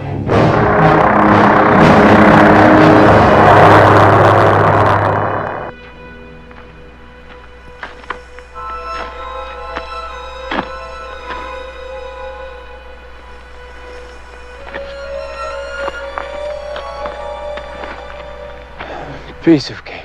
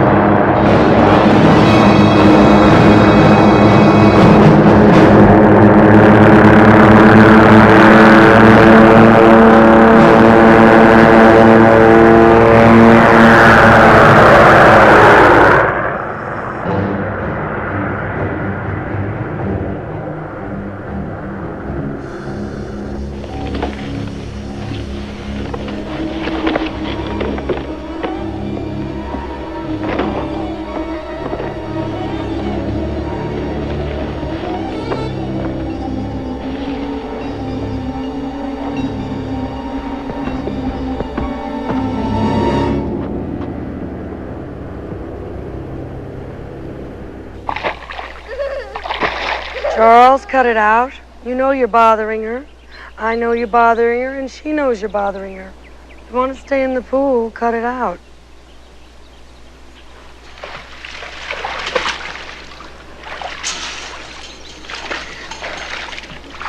Hi, Uncle Jim. Oh, there, Charles.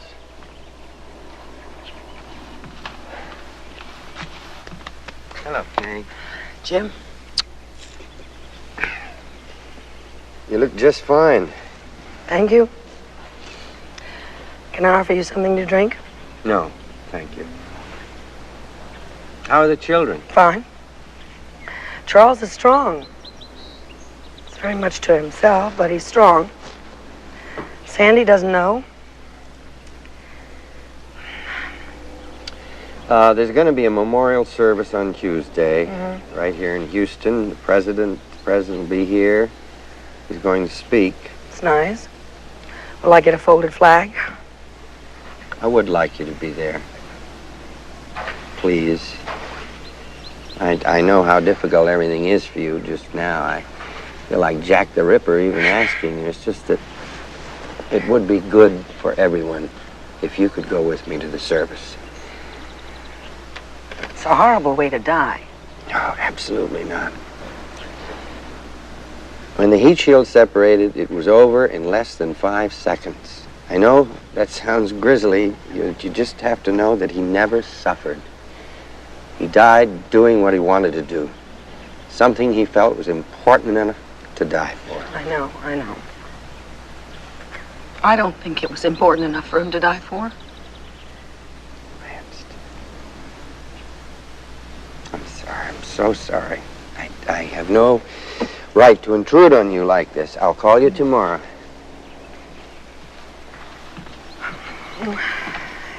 Jim, I'll go. You're a very special woman. He was a very special man.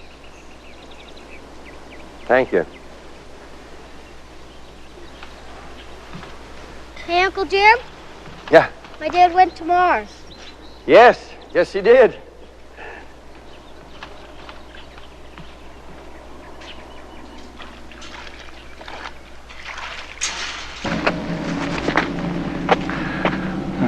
I'm dehydrated. Dehydrated. Science. Manual says, look for science. Water. Manual says, science for water.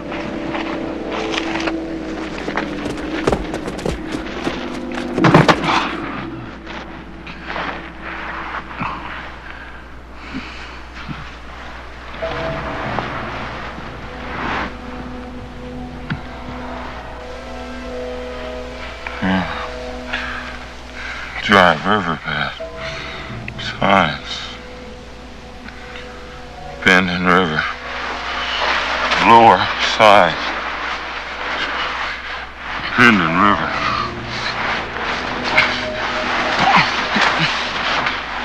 It's just water. River bend at the bottom.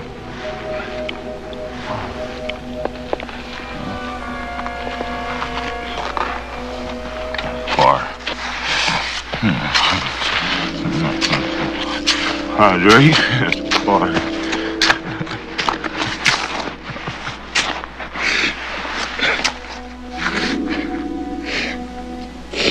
Elizabeth, there's no water. There's no water. I don't want to die.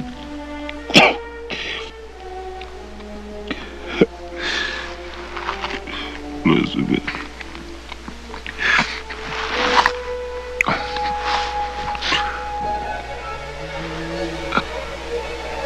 Birds.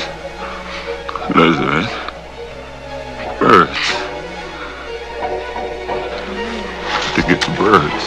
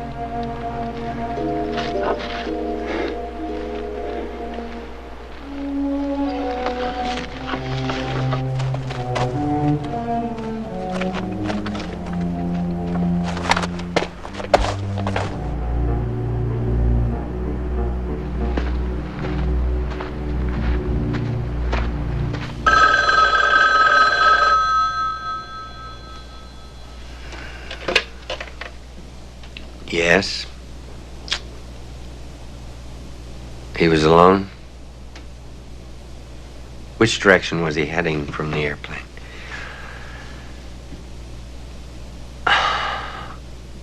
Look south and west only. Call everybody off north and east. The other two are south and west. Hello again. Hello again. Can I offer you something to drink? Yes, thank you. What would you like? Some scotch straight, please. You haven't found what you're looking for. You're embarrassed about bothering me again. However, there were 1 or 2 questions more you'd like to ask me. It's something personal, and you won't bother me anymore. I haven't found what I'm looking for. I feel embarrassed about bothering you again. However, there are 1 or 2 more questions I'd like to ask you. Something personal, and I won't bother you anymore. You're up to something. You want my help, and you won't tell me what it is. Why? You're a very smart lady, you know that. Yes? I drink too much. I get in trouble a lot because I talk too much. Sometimes I have an imagination that's a bit too vivid. Something's wrong, and I don't know what it is. Believe me, I would never do anything to harm you or your husband. I swear I wouldn't. What are you after? I'm taking a terrible risk telling you this. You may throw me out of here, and I do not want to be thrown out. I don't think your husband is the kind of man who makes mistakes, no matter how far away he may be. I think he was trying to tell you something. What? What did you do at Flat Rock?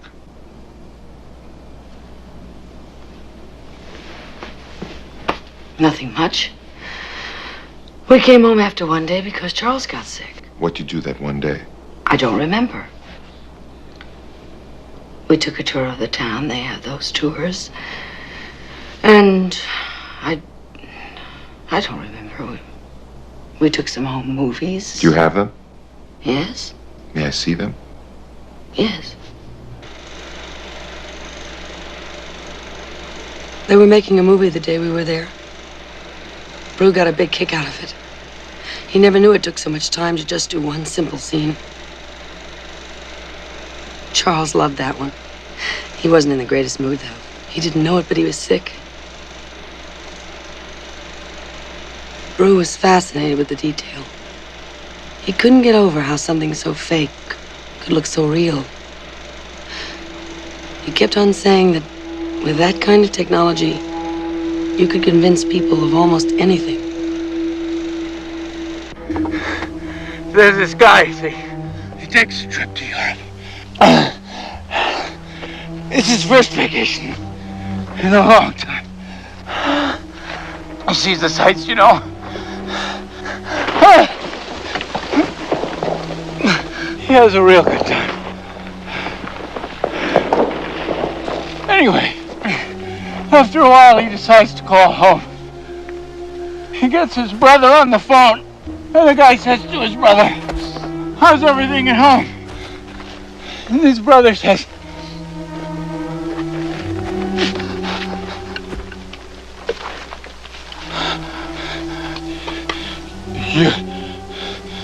Your cat died. And the guy says to his brother, "You shouldn't tell me bad news like that. You should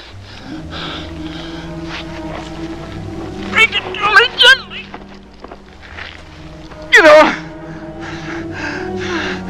like, you should say something like, the cat crawled out on the roof and chasing the squirrel and got stuck. We had to call the fire department. And when they finally got there, the fireman crawled out. He grabbed the cat, but on the way down, he slipped, and the cat fell to the ground. Ah! Ah!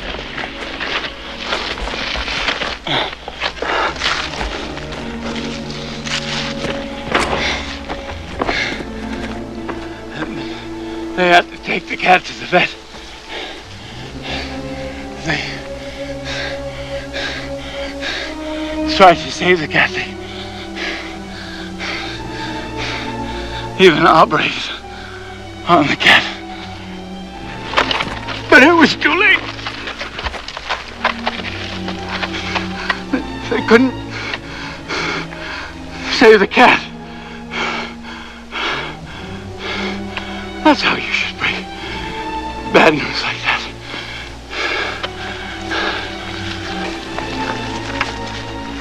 So the guy says to his brother,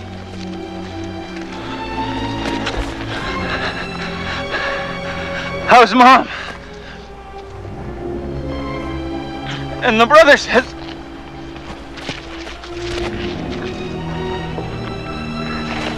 she's on the roof!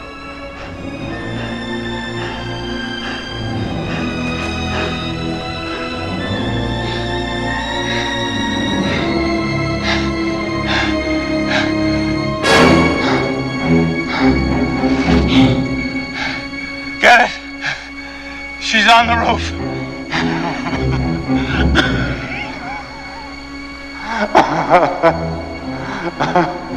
She's on the roof. Get it?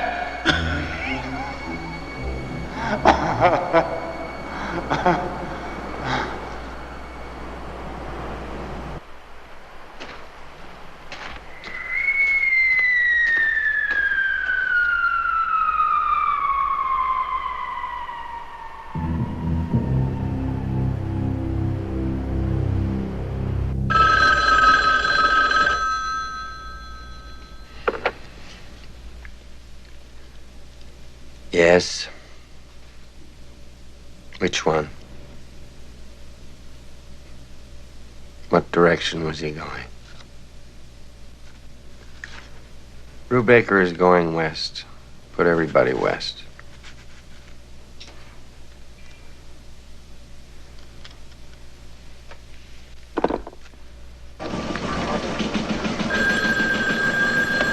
Caulfield. Right now? Okay.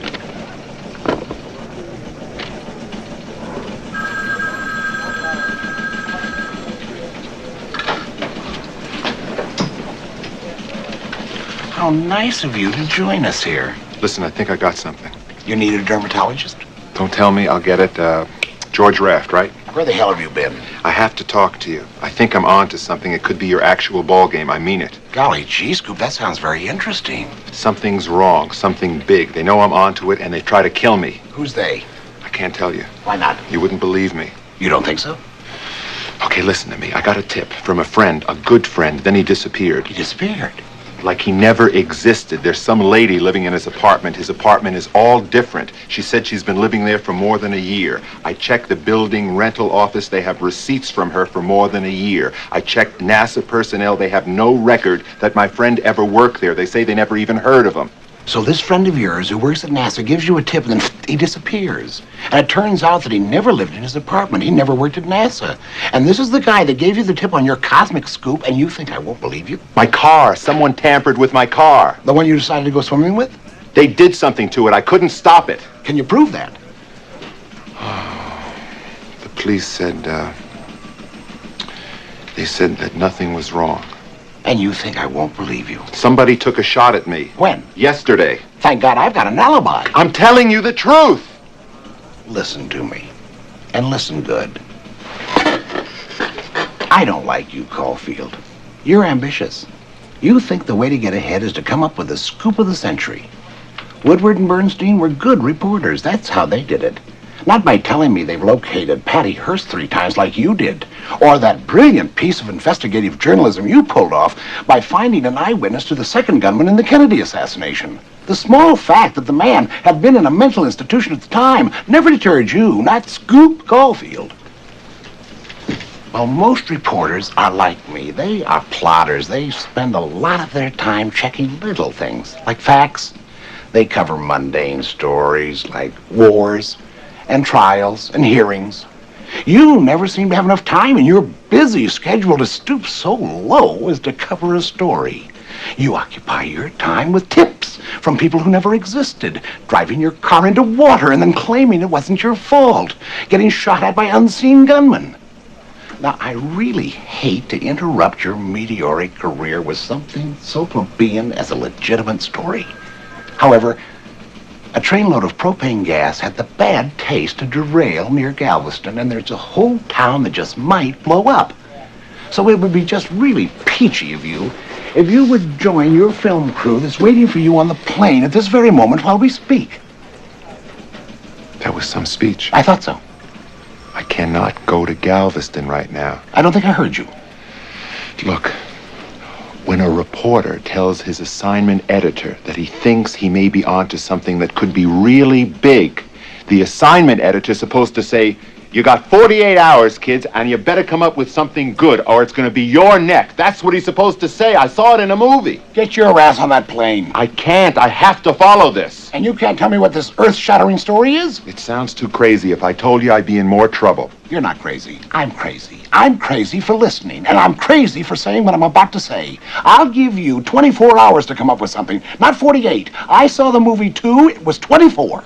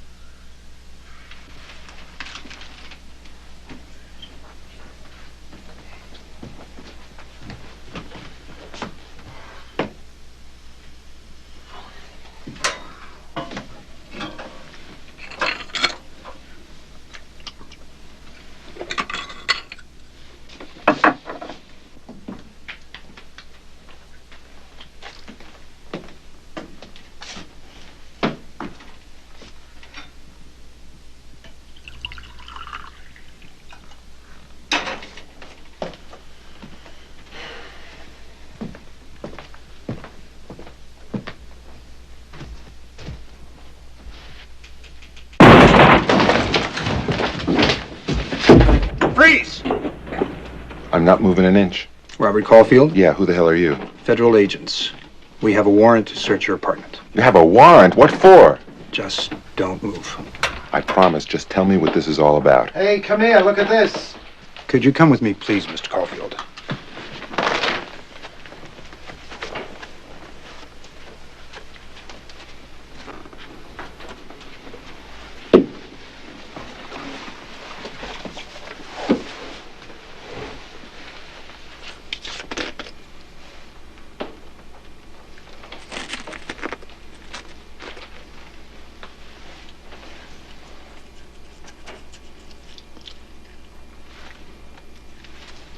Mr. Caulfield, I'm sorry. However, you're under arrest for possession of cocaine. I don't believe it. I don't believe it. You guys put it there. You know you did. You have the right to remain silent. You have the right to an attorney. I don't believe it. You put it there. Anything you say may be held against you in a court of law. You're part of all this. You mothers. Ow, that hurts. You don't have to put handcuffs on me. Please, Mr. Caulfield, these are serious charges against you. Don't add to them by resisting arrest. I don't believe... That hurts! I don't believe this.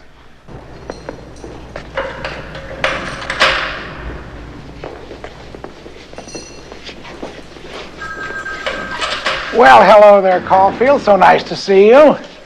It's at this point that Alan Hill says to Richard Conte. Jimmy Stewart. Oh, yeah, Jimmy Stewart, thank you. Look, Scoop, I can't keep bailing you out of trouble. The front office is on my neck. I don't know how much longer I can keep them off, right? Right. Wrong. I got you out of there so as not to embarrass the network. I mean, you are a schmuck. I can't trust you to cover a fire. You'd probably fall down and get burned. You probably would be the cause of it. A company car. You're fired. Oh, I love how that sounds. I love that so much, I'm going to say it again. You're fired. You're through. Oh, I love it. It's not what it looks like, really. Frankly, Scarlett, I don't give a damn. You see, I told you. You tell me about the lonely plight of a dedicated journalist, I tell you to stuff it. You tell me about a meaningful relationship, I tell you to stuff it. You tell me you're in trouble, you're out on bail, you just got fired, I tell you I'll be right over. My head hurts. You look awful. Thank you very much. You're quite welcome. Did you find out what I asked? 1 o'clock in the morning, I get a call from an unemployed junkie to find out all of the military installations in a 300-mile radius around Houston, Texas. You certainly have a way with words. Did you find out? Yes, and it wasn't easy. It took exhaustive research. Well, I'm proud of you. How many? 1. White Bluff. It's a SAC base. My father used to be stationed there. That's exhaustive research. At 1 o'clock in the morning, you call your father. That's exhaustive. White Bluff, that's too big. Too big for what? Too big for what I want. What do you want? I'm thinking of enlisting. They'll never take you. That's why I'm thinking of enlisting. You're on a story, aren't you? I was fired. You're on a story, and I'm helping you. This can't be happening. I really appreciate that. The only reason I'm doing it, considering your track record, whatever story you're on, will turn out to be garbage. You shouldn't mince words.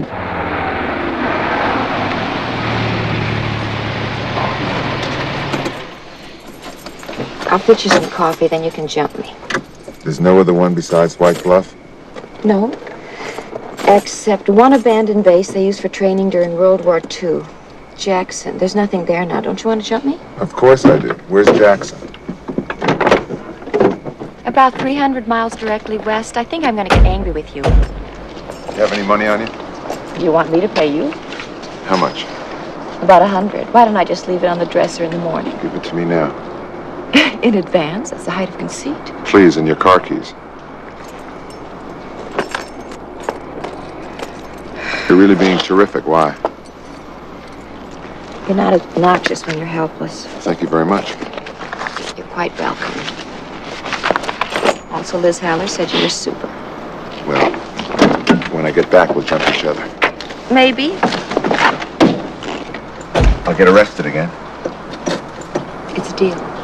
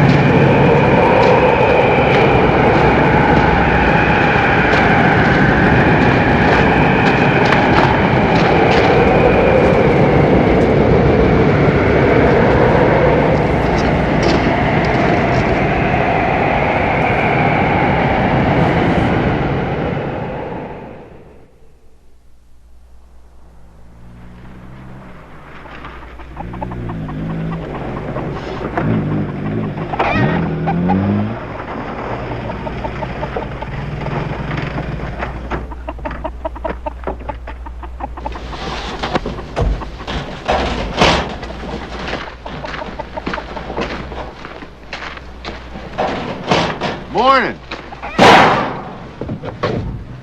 Morning. You in charge here? See that sign there? Yes. Well, read it. I did. Out loud. A&A Crop Dusting Service. You want to know who I am?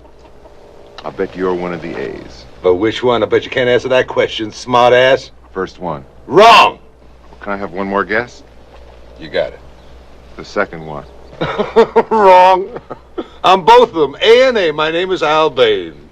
Now, I got a son. You know, the other A was for him. But he don't like to fly. He became a lawyer. I think he's a pervert, so I took the A away from him. You want to speak to somebody in charge? You're speaking to both of them. My name is Caulfield. Hey, I can't help that.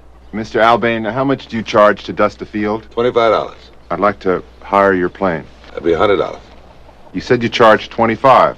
$25 to dust a field, but you ain't got no field because you ain't no farmer, which means you ain't poor, and I think you're a pervert. Okay, 100. 125. What? Because you said yes to 100 too quick, which means you can afford 125.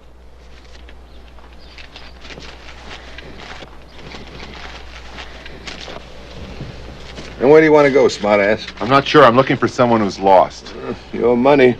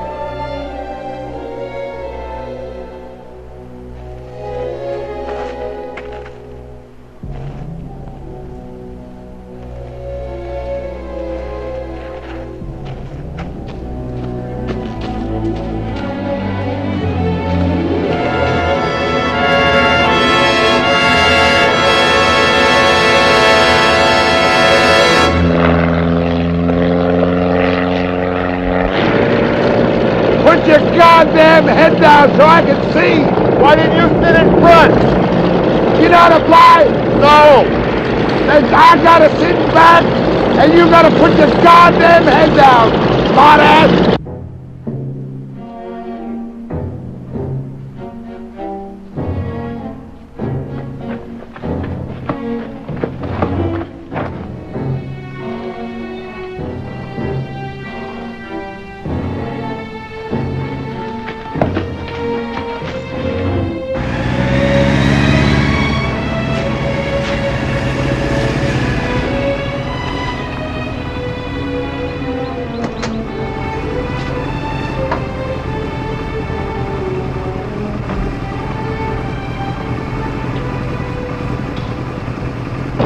What the hell is your friend doing out here? He's lost. He robbed a bank or something? No. Well, I get a third. What? We find him, I get a third of the loot. Now keep your goddamn head down.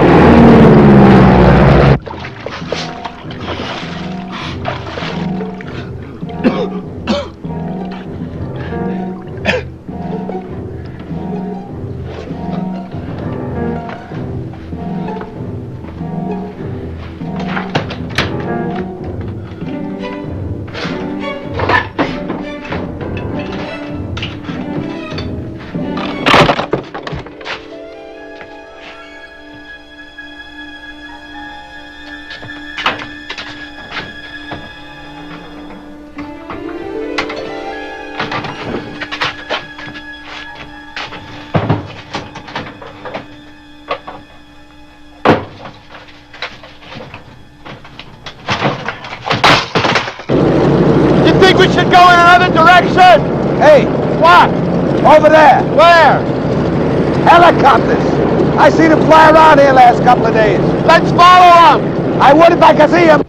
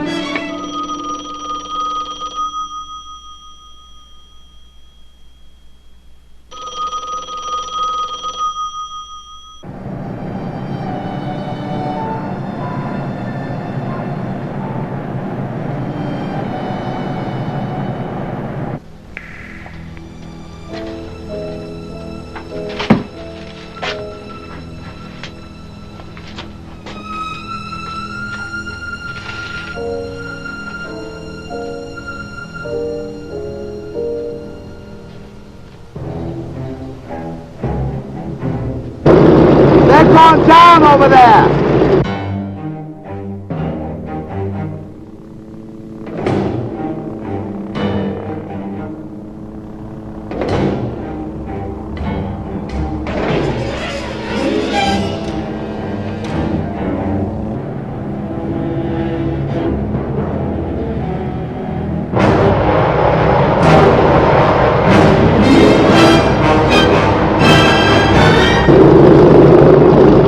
He must be in there.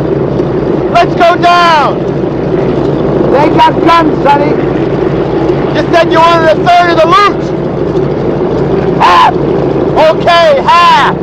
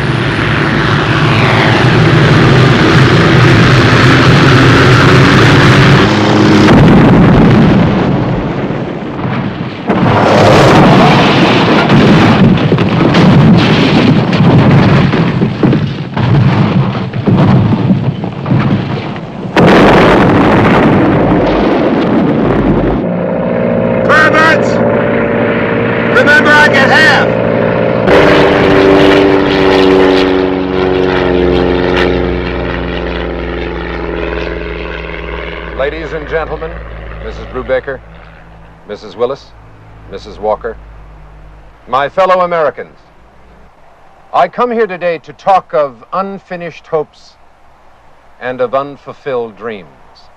Charles Brubaker, Peter Willis, and John Walker left this earth for their dream a little more than 8 months ago. They were never able to return to us. Their dream was able to grow and flourish because of the support of millions of citizens all across America. At a time when cynicism was a national epidemic, they gave us something to take pride in. It is a dream that should not be allowed to die. A nation is built on the spirit of its people. The test of greatness of any nation is how that nation pulls together in a time of crisis. The only limits on what we can achieve are the limits we place on our hopes.